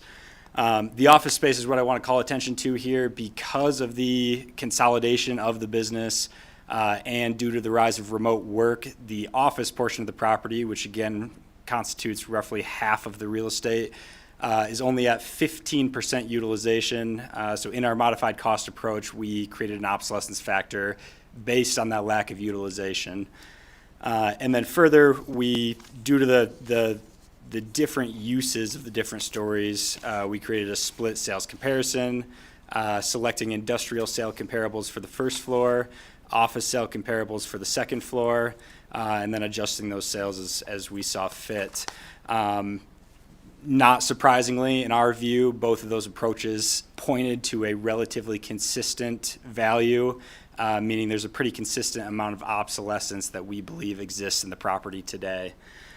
We believe this is competent evidence of a fair cash value below the assessor's taxable value, and we believe that the assessor's 3 submitted comps in response to our market value. 2 of them are 2022 construction and 2014 construction, modern distribution spaces with 22 plus feet clear height. As you are all aware, modern distribution space like this is red hot and is not comparable to an aged headquarter facility in an outlying area that would be very difficult to reposition. The last point I want to make is the difficulty of selling large format office space. Can be seen in the former Harley-Davidson financing building here in Carson City. I know the state recently picked it up at an elevated price, but we believe that Bentley, Nevada would be more in the position of Harley-Davidson trying to offload a significant amount of office space to an investor who would try to reposition it, not the flip side of that sale, which occurred far after the lien date, obviously. And I believe that concludes our presentation. So this is Bob Schiffmacher. If I understand correctly, what your case is based upon the assumption that the property will never, in the foreseeable future, the property will not be fully operational. The surplus office space function, it is, and correct me if I'm wrong, Tim, it is surplus to the current operations, not excess. It's not space that could be spun off easily for another use. The distinction is that excess, if I recall correctly, is property that is not necessary for the current operation, but could be used separately or sold off separately in terms of excess land. Is that, am I correct in that? That's my opinion as well. Yes, I agree with you. Okay. So what you're saying is that it is unlikely that the currently unused space will be utilized in the foreseeable future. Yes, correct. For the value in use, which is the cost approach, yes, that is our opinion. We would also say that the number of users out there who need half office space, half manufacturing space was low when this facility was built, and it's even lower today with the rise of remote work.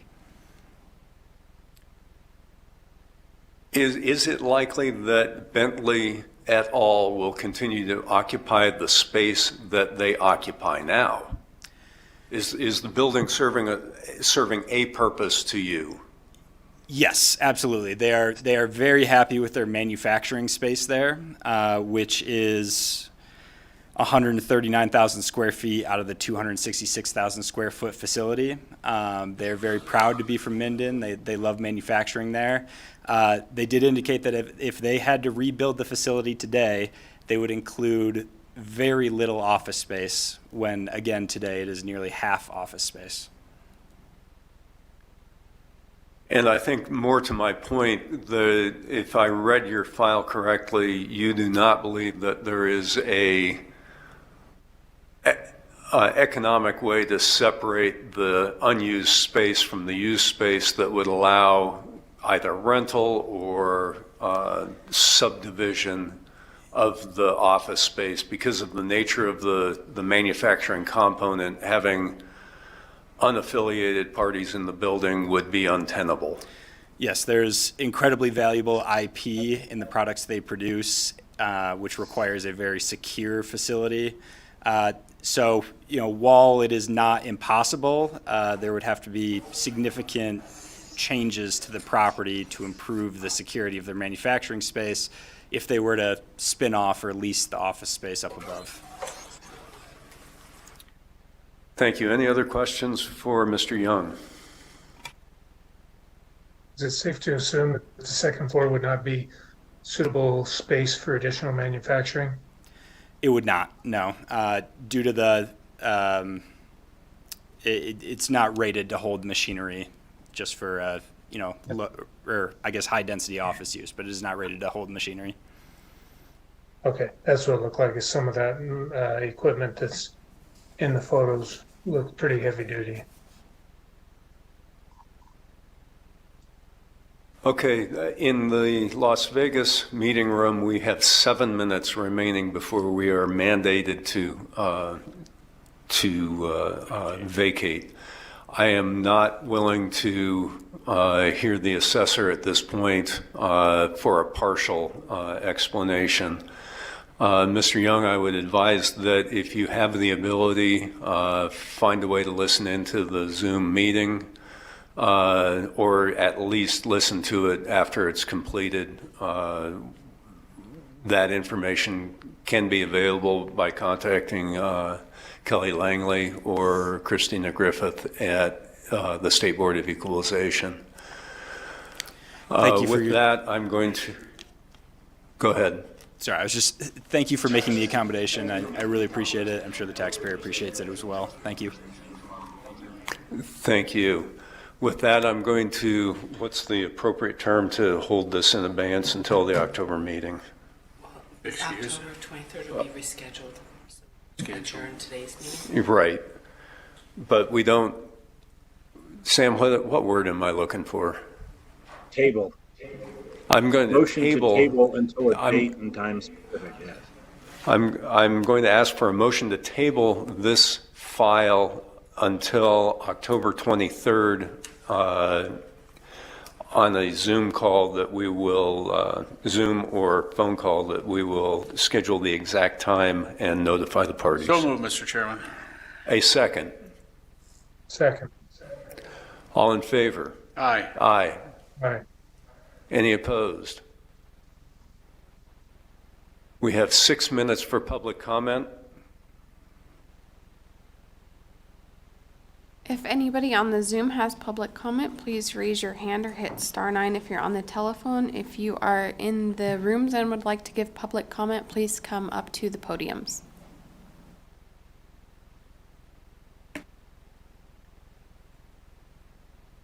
Hearing and seeing none, I'm closing the public comment portion, and I will adjourn this meeting. We will hear from you all on October 23rd. Thank you, Mr. Chairman.